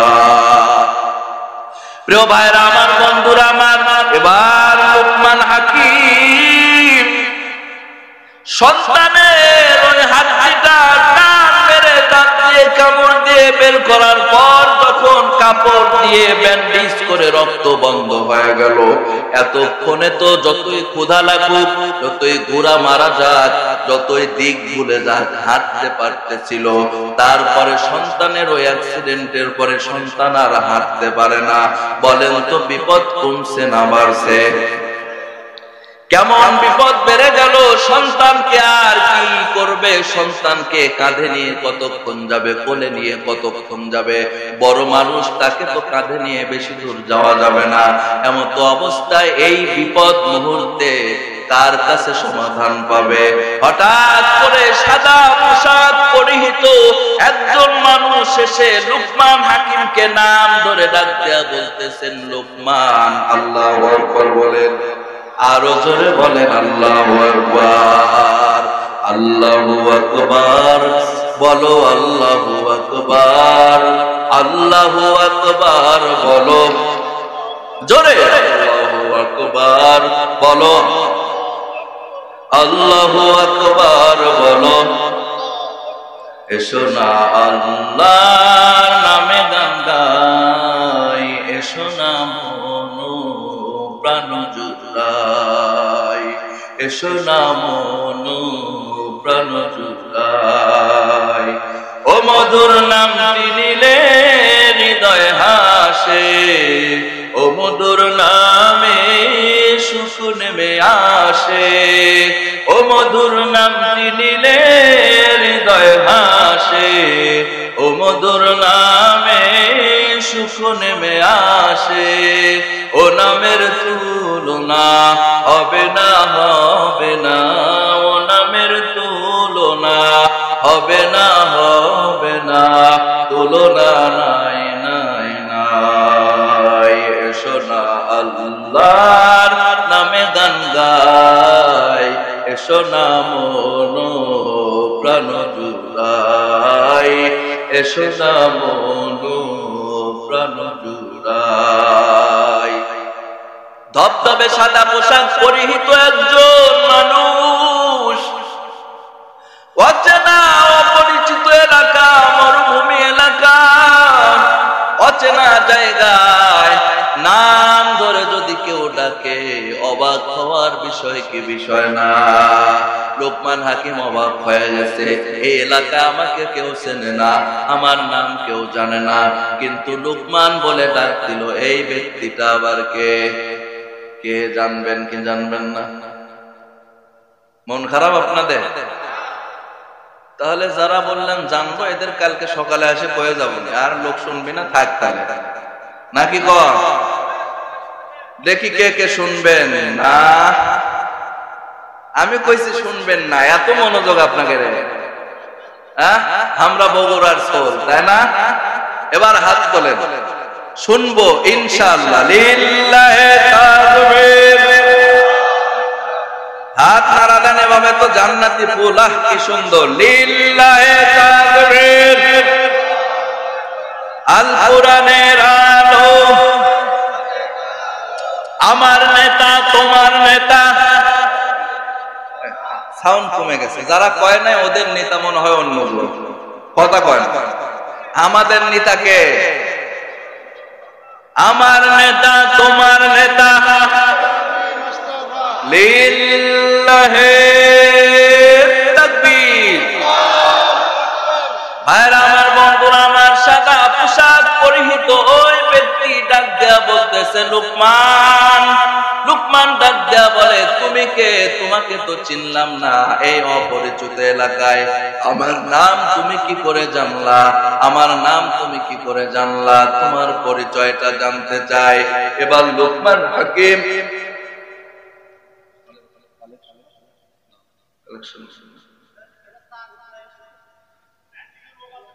এবার ওই সাদা পোশাক পরিহিত যেই বান্দা, সে ডাক দেয়া বলতেছে লোকমান, আমি হলো আল্লাহর তরফ থেকে রুহুল কুদুস, আমি হলো জিব্রাইল ফেরেশতা। বলেন আল্লাহু আকবার। এবার লোকমান হাকিম ডাক দেয়া কয়, ও জিব্রাইল ভাই, এই বিপদ মুহূর্তে তুমি কি করে আসলে আর কোন সাহায্য নিয়ে আসলে? এবার জিব্রাইল আলাইহিস সালাম ডাক দেয়া বলেন, ও লোকমান রে, তুমি কি কারণে কোথায় যাচ্ছ আমি সব জানি। তোমার সন্তান একটা প্রশ্ন করেছে, প্রশ্নের উত্তর নেওয়ার জন্য কার কাছে যাচ্ছিল বলেন তো?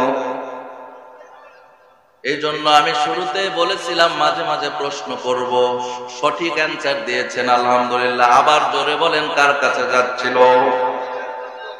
আর কি জন্য যাচ্ছিল? প্রশ্নটা কি? জি জি, বিপদ আপদ বালা মুসিবত যদি আল্লাহ দেয় খুশি হব। কেন খুশি হব? এবার জিব্রাইল বলতেছেন, আমি তোমাদের বাবা ছেলের ঘটনাগুলো সব জানি, তোমাদের জন্য কিছু মেসেজ নিয়ে এসেছি। এবার লুকমান হাকিম আর জিব্রাইলের মধ্যে কথা হচ্ছে, সন্তান চুপ করে কথাগুলো শুনতেছেন রে বাবা। এবার মনোযোগ দেন, মনোযোগ দেন।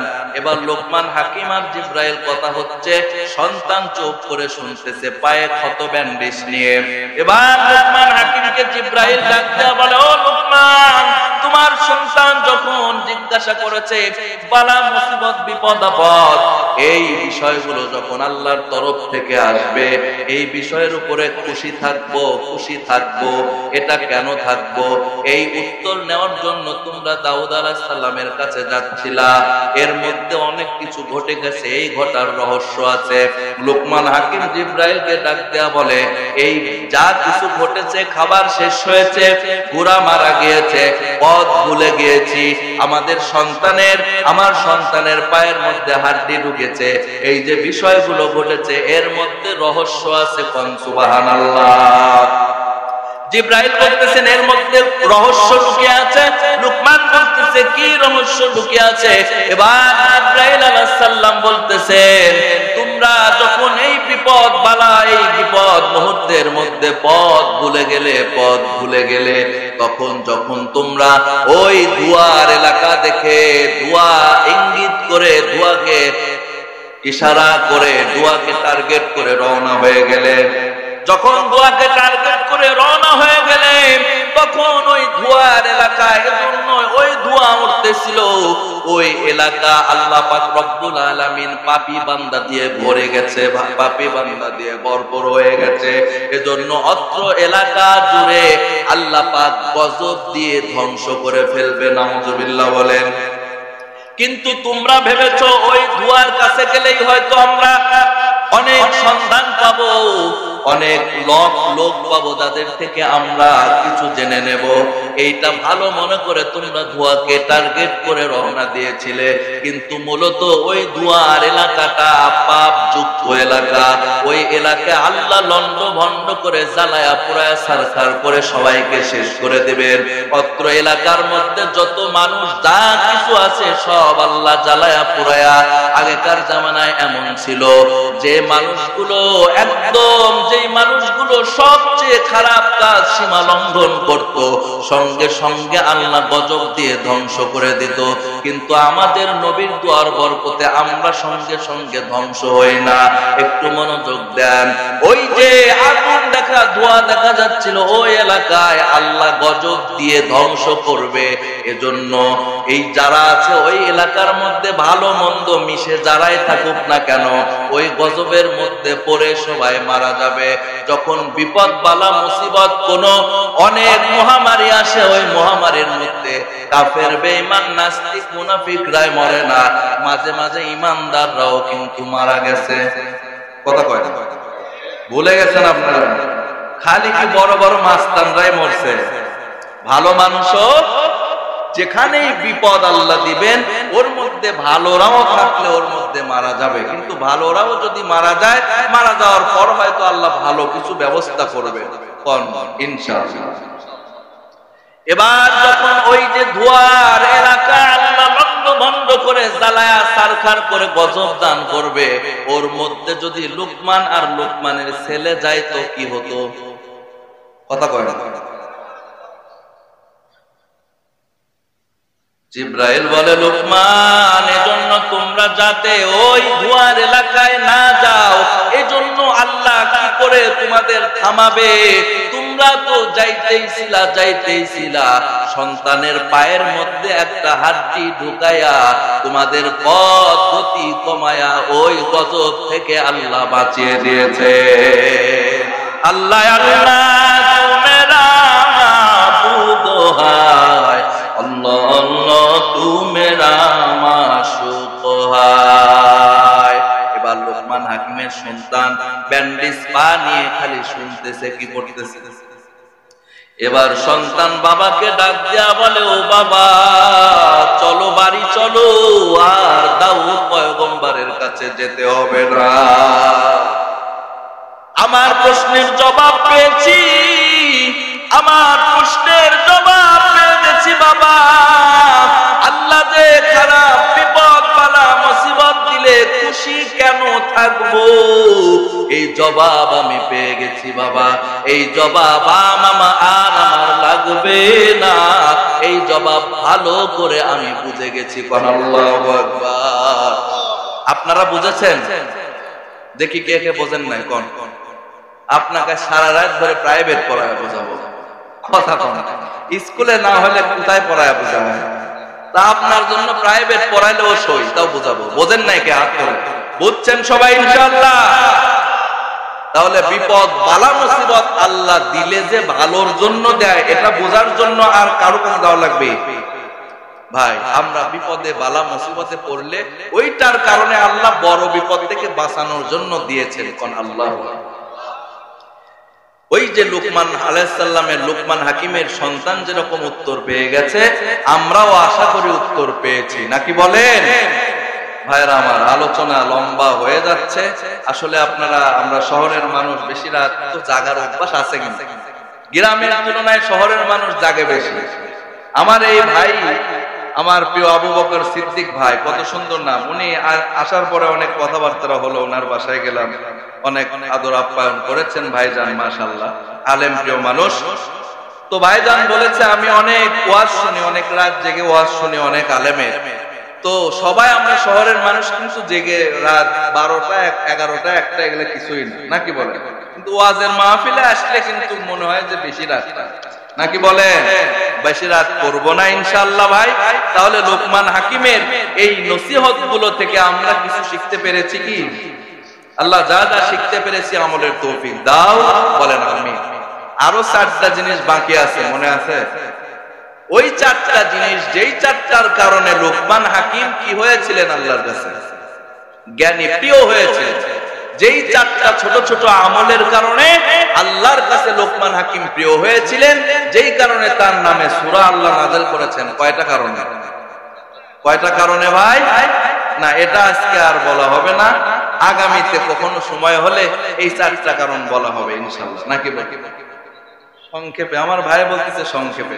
ভাই আসলেও ভাইয়ের কথাটা আমি আসলে ফেলতে পারবো না, বলতেই হবে সংক্ষেপে, নাকি বলেন? ইনশাআল্লাহ বলেন। একটু জিকির লা ইলাহা,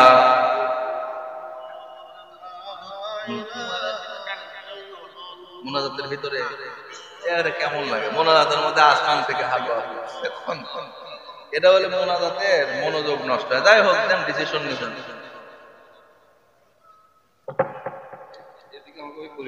হ্যাঁ আমি জানি, যাই হোক। লা ইলাহা ইল্লাল্লাহ মুহাম্মাদুর রাসূলুল্লাহ সাল্লাল্লাহু আলাইহি ওয়াসাল্লাম। তাহলে ওই চারটা জিনিস শুনবেন আপনারা ইনশাআল্লাহ। লোকমান হাকিমকে লোকজনে জিজ্ঞাসা করলো, যখন লোকমান কয়টা কারণে, কি আমলে, কোন কারণে তুমি আল্লাহর কাছে এত দামি এত প্রিয় হলে, আমরাও যদি ওই আমলগুলো করি দামি বানিয়ে নেবেন কে? ভাইরা আমার, বন্ধুরা আমার, লোকমান হাকিম সিম্পল চারটা আমল একটু মনে রাখার চেষ্টা করবেন ভাই। এই চারটা ছোট ছোট বিষয় যদি আমরা আমল করতে পারি, আল্লাহর আমরাও প্রিয় হয়ে যাব। লোকমান হাকিমকে যখন সবাই প্রশ্ন করলো, লোকমান রে, কেন তুমি কোন আমলে কোন কাজে এত প্রিয় হয়ে গেলা? লোকমান হাকিম বললেন, চারটা কারণে আমি প্রিয় হয়ে গেলাম। এক নাম্বার কারণ হলো, আমি লোকমান জীবনেও মিথ্যা কথা বলি না। আমি লোকমান সদা সর্বদাই সত্য কথা বলি। কোন সুবহানাল্লাহ। এক নাম্বার কি তাহলে? সত্য কথা বলবো আমরা আজ থেকে। যত মিথ্যা বলছি, কে সারা জীবনে মিথ্যা কর নাই? আল্লাহর ওলি কে আছেন? হাত তোলেন তো, মুরিদ হয়ে যাবেনি। আসি কেউ? ঘন্টায় ঘন্টায়, সেকেন্ডে সেকেন্ডে কথা মিথ্যা। যদি আপনার কাউকে আর্জেন্ট দরকারে একটু আসে, একটু যদি ফোন দেয়, এ কই রে, যদি থাকে ওই কলেজের ওখানে, কবি আমি কই মাটি ডালি আছে না নাই? তাহলে আমরা মিথ্যা কথাই মোবাইলের গজবাসে আরো বেশি হয়েছে। আল্লাহ আমাদের মিথ্যা থেকে বাঁচার তৌফিক দাও কোন আমিন। এক নাম্বার, সত্য কথা বলবো, জীবন চলে যাবে, মিথ্যা কথা বলবো না। এত নাফরমান, এত আমরা হয়ে গেছি, মিথ্যা কথা তো বলি, মিথ্যা সাক্ষ্য দিয়ে অন্য মুসলমান নিরীহ আলেমদের বিপদে ফেলিয়াছে না নাই? মিথ্যা সাক্ষী, মিথ্যা কলমের কুসা দিয়ে আলেমকে বিপদে ফেলি, মুসলমানকে, নিরীহ মানুষকে বিপদে ফেলি, এমন মানুষও আমরা আছি না নাই? তুমি দুনিয়ার 2 টাকার কিসের বিচারক হয়েছো? সবচেয়ে বড় বিচারক কে? আলাইসাল্লাহু বিআহকামিল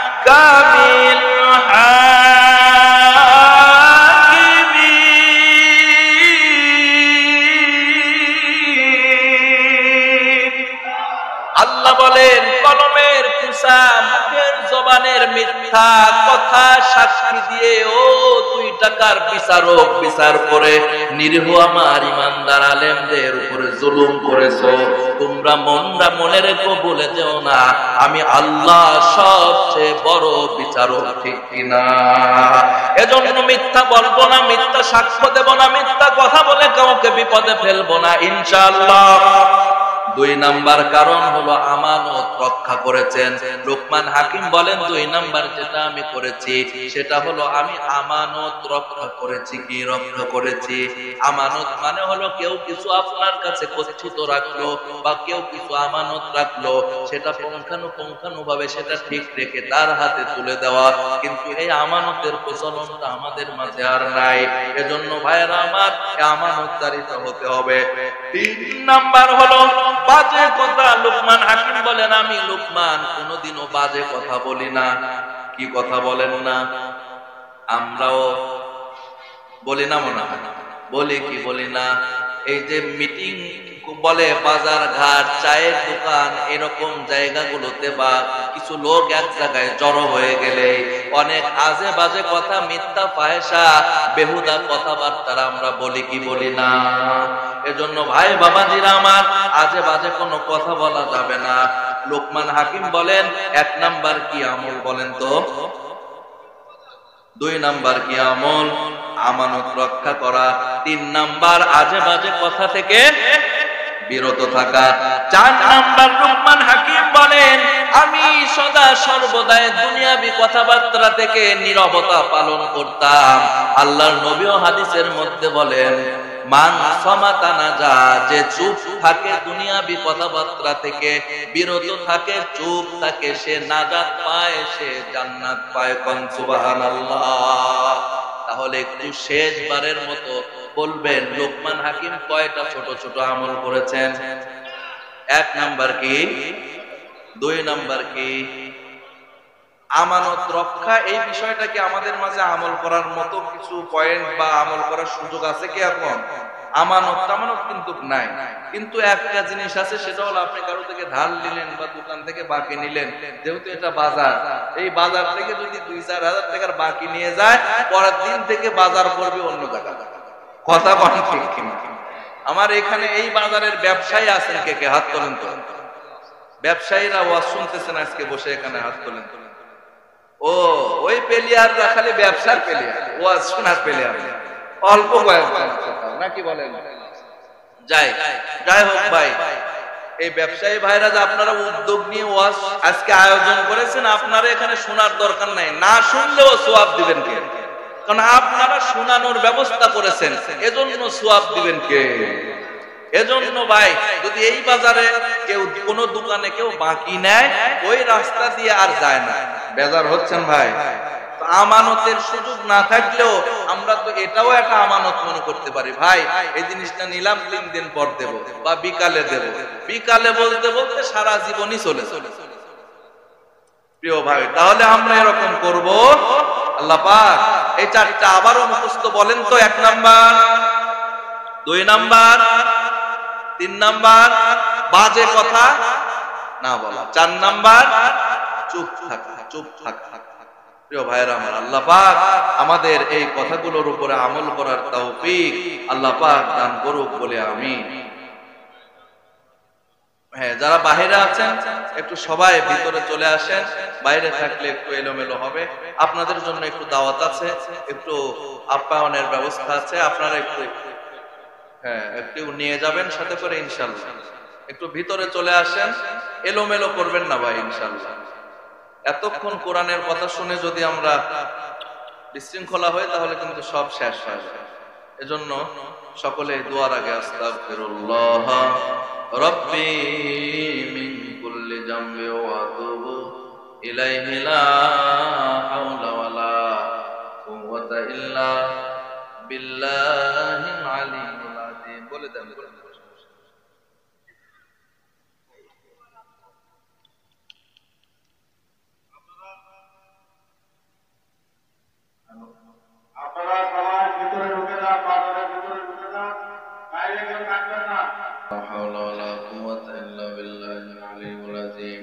সকলে দরুদ পড়িয়া আল্লাহুম্মা সাল্লি আলা মুহাম্মাদ ওয়া আলা আলি মুহাম্মাদ কামা সাল্লাইতা আলা ইব্রাহিম ওয়া আলা আলি ইব্রাহিম ইন্নাকা হামিদুম মাজিদ। আল্লাহুম্মা বারিক আলা মুহাম্মাদ ওয়া আলা আলি মুহাম্মাদ কামা বারাকতা আলা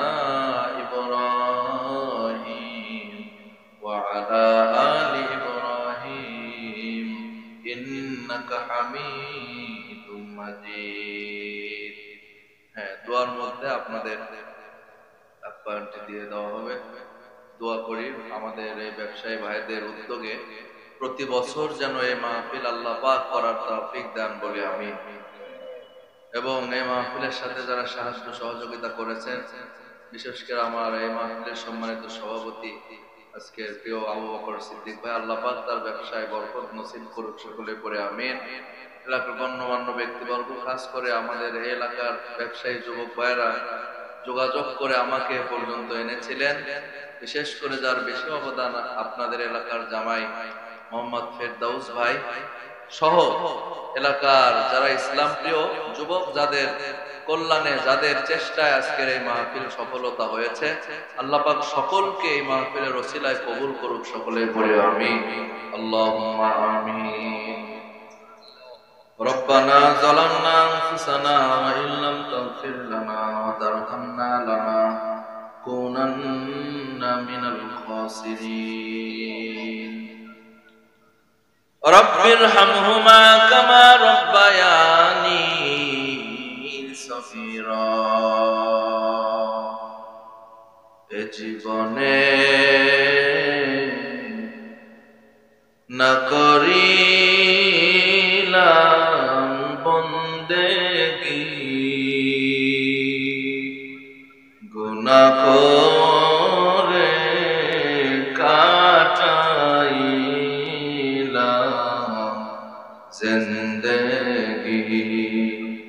সকলেরই দরজা হইতে ফিরিয়া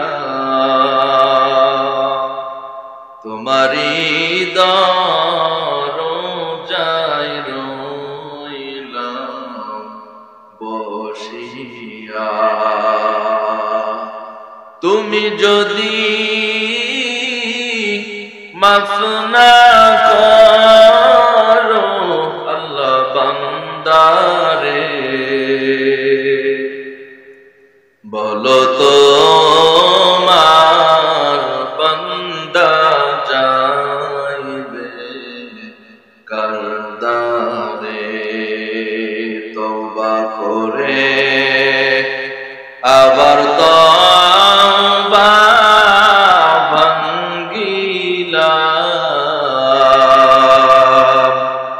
অবশেষে খাঁটি তওবা করিলাম। রব্বুল আলামিন আল্লাহ বগুড়া জেলার ঐতিহ্যবাহী মাটিডালি বাজার সমিতি আমার ব্যবসায়ী ভাইদের উদ্যোগে ইয়া আল্লাহ তাফসীরুল কোরআন মাহফিলে কোরআন থেকে কিছুক্ষণ কথা আলোচনা করে আল্লাহ গভীর রজনীতে তোমার দরবারে আমরা হাত তুলেছি। রাত যত গভীর হয়, বাজারের মার্কেটের দোকান তত বন্ধ হয়, আল্লাহ রাত যত গভীর হয় তোমার রহমতের দরজা তত বেশি খোলা হয়। তোমার রহমতের দরজা খোলার সময় আল্লাহ অনেকগুলো তোমার বান্দা, যুবক ভাই, বৃদ্ধ বাবা, জিহাদি সাহেব, কত মানুষ, ব্যবসায়ী, কর্মজীবী মানুষ সারা জীবন কাজ করে, সারা দিন কাজ করে, কর্ম করে, ব্যবসা চাকরি ডিউটি করেও কোরআনের মহব্বতে রাত জেগে বসে আছিল। আল্লাহ রব্বুল আলামিন তোমার এই বান্দাগুলোর এই সময়টুকু তোমার রহমতের দরজায় কবুল করে নাও। রব্বুল আলামিন কোরআনের ওসিলায় সকলের জীবনের গুনাহ খাতাগুলো মাফ করে দাও। রব্বুল আলামিন আল্লাহ কুদরতি নজর দিয়া তাকায় দেখো কার যেন মানাই গো, কার যেন বাবা নাই, চির এতিম হয়ে গেছে। আল্লাহ এই হাত দিয়ে মার কবরে মাটি দেওয়া কত কষ্টে, এই কাঁধে বাবার খাটনি নিয়ে কবরে যাওয়া কত ভারী, এতিম সন্তানগুলো ছাড়া কেউ বুঝবো না রে আল্লাহ। বাবা যেদিন মারা যায় সন্তানের জন্য কতটা কষ্টের দিন পৃথিবীর কেউ বুঝবে না। মা যেদিন মারা যায় সন্তানের জন্য ওই দিনটা কত কষ্টের গো, ওই তিন সন্তান গুলো ছাড়া কেউ বুঝবে না রে আল্লাহ। মা বাবার কবরে মাটি দিয়া সবাই যার যার বাড়িতে তাড়াতাড়ি করে বিদায় নেয়, এতিম সন্তান মায়ের কবরে মাটি দিয়ে কোথায় যাবে? কবরে গড়াগড়ি করে কান্না করে। বড় ভাই, চাচা, ফুফু, খালুরা ডাক দিয়া বলে আয়, কেঁদে আর কি হবে, চল বাড়ি চল। এতিম সন্তান ডাক দিয়া বলে কোথায় যাব? বাড়ি গিয়ে আর কাকে মা বলে ডাক দেব? আল্লাহ এখানে আল্লাহ কত এতিম না জানি বসে আছে, মা নাই, বাবা নাই। বাবা যাদের চলে গেছে, বাবার মতো ছায়া দেওয়ার মতো পৃথিবীতে আর কেউ নাই রে আল্লাহ। কত মামা খালুরা এসে পাশে দাঁড়ায়, বাবার মতো ভালোবাসা দেওয়ার মতো কেউ নাই রে আল্লাহ। কত যুবক ডাক দিয়া কয় হুজুর মা বাবা বিয়ের আগে কত বছর আগে মারা গেছে, বিয়ে করলাম শ্বশুর পাইলাম শাশুড়ি পাইলাম, শ্বশুরকে আব্বা বলে ডাক দেই, কিন্তু বাবা বেঁচে থাকতে নিজের বাবাকে ডাক দিলে যেই কলিজা ঠান্ডা পাইতো, শ্বশুরকে 1000 বার আব্বা বলে ডাক দিলে কলিজায় কোনো মজা কোনো শান্তি পাওয়া যায় না। শাশুড়িকে সারা জীবন মা বলে ডাকলে, ওই জন্মদাতা মাকে একবার মা বলে ডাকলে যেই শান্তি, শাশুড়িকে সারা জীবন মা বললে সেই শান্তি পাওয়া যায়। ওই মা ওই বাবা কার নাই তুমি দেখো আল্লাহ। সকলের মা বাবার কবরগুলোকে জান্নাতের বাগান বানায়া দাও। আমাদের মা বাবা যাদের বেঁচে আছে হায়াতে তৈয়বা নসিব করে দাও।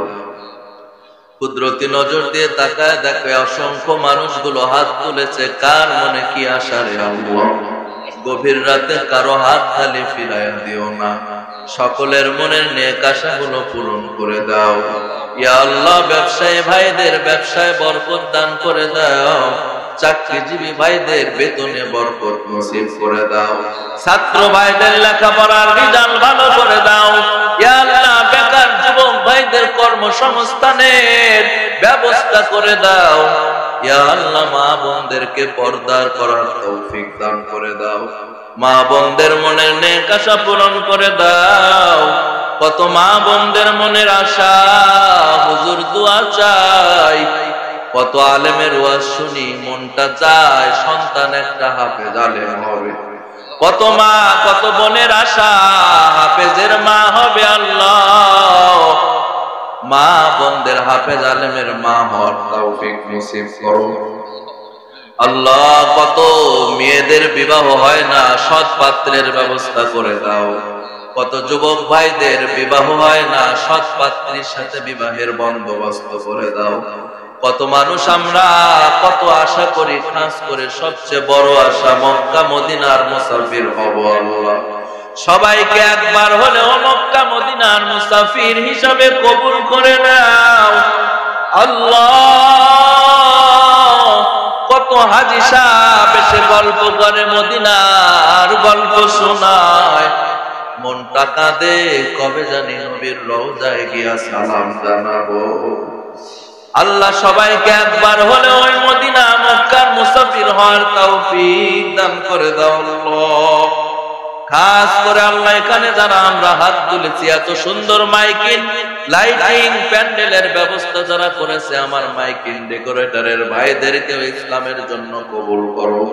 এই মাটি ডালি বাজার ব্যবসায়ী ভাইদেরকে ব্যবসায় বরকত দান করো। আল্লাহ সকল ব্যবসায়ীদের মনের নেক আশা পূরণ করো, সকল ব্যবসায়ীদের মনের ব্যথাগুলো দূর করে দাও। রব্বুল আলামিন আমাদের এই মাহফিলের ইয়া আল্লাহ অতিথি প্রধান অতিথি বিশেষ অতিথি বৃন্দদের ইসলামের পক্ষে কবুল করো। খাস করে মাহফিলের সভাপতি আবু বকর সিদ্দিক ভাইকে, কত ভালো মনের মানুষ, ইসলামের জন্য কবুল করো। আমার বাম পাশে আল্লাহ তোমার এক বান্দা মুরব্বি বসে আছে, ইয়া আল্লাহ তার সম্মান আনো বাড়ায় দাও। ইয়া আল্লাহ স্টেজে প্যান্ডেলে আশেপাশে যত মানুষ বান্দা বান্দি তোমার আছে, আল্লাহ কয়টা নাম ধরে বলবো? ইয়া আল্লাহ অনেকের নামগুলো তো আমি জানি না, আল্লাহ তুমি তো সব নামগুলো জানো, সকলের নামে নামে তোমার খাস রহমত দান করে দাও। রব্বুল আলামিন আল্লাহ ইয়া আল্লাহ এখনই এখান থেকে আমরা ইয়া আল্লাহ এখান থেকে আমরা এখনই বিদায় হয়ে চলে যাব। গুনাহ নিয়া বাড়ির থেকে আসছিলাম, মাথার উপরে গুনাহ নিয়া তোমার এই কোরআনের জান্নাতের বাগানে এসেছিলাম। ইয়া আল্লাহ গুনাহযুক্ত হাত নিয়ে এই মাহফিলে এসেছিলাম, গুনাহযুক্ত চোখ নিয়ে এই মাহফিলে এসেছিলাম, গুনাহযুক্ত পা নিয়ে এই মাহফিলে এসেছিলাম।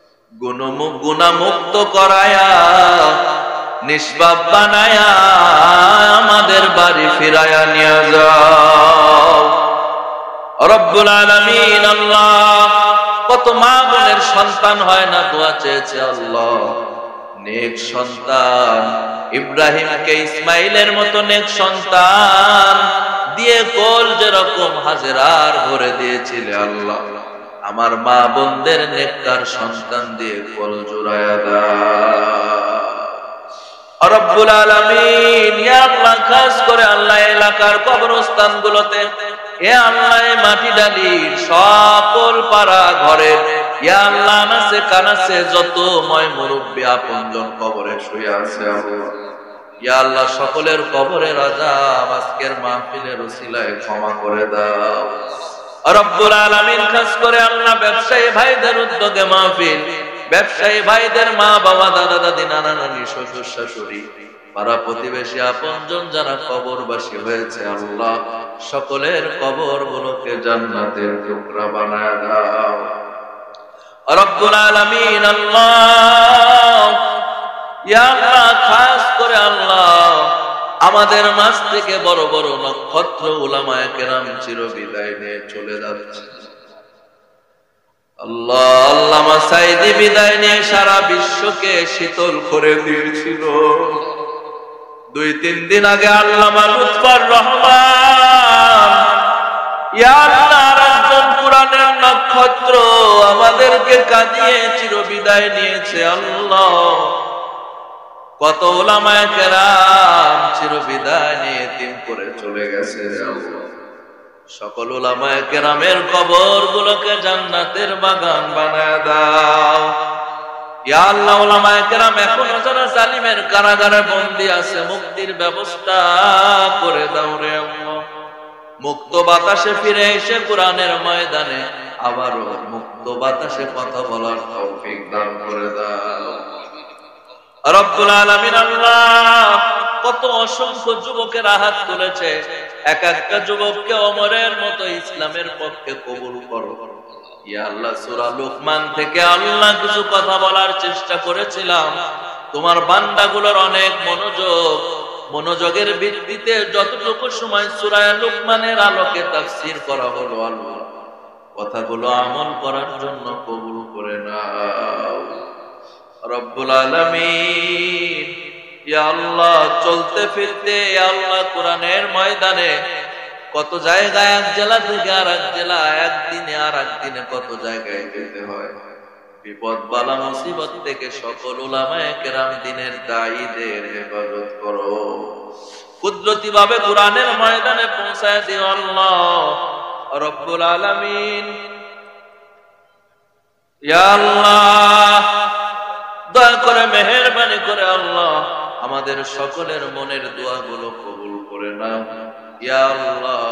বিপদ বালা মুসিবত থেকে আমাদের হেফাজত করে দাও আল্লাহ। গুনাহ করেছি, পাপ করেছি আল্লাহ, তোমার দরবারে ভুল স্বীকার করে আত্মসমর্পণ করতেছি আল্লাহ। আমাদের ভুল ভ্রান্তি গুলো ক্ষমা করে দাও। মানুষ আমরা, মানুষের আরবি তুমি বলেছো ইনসান, ইনসান মানে ভুল আল্লাহ।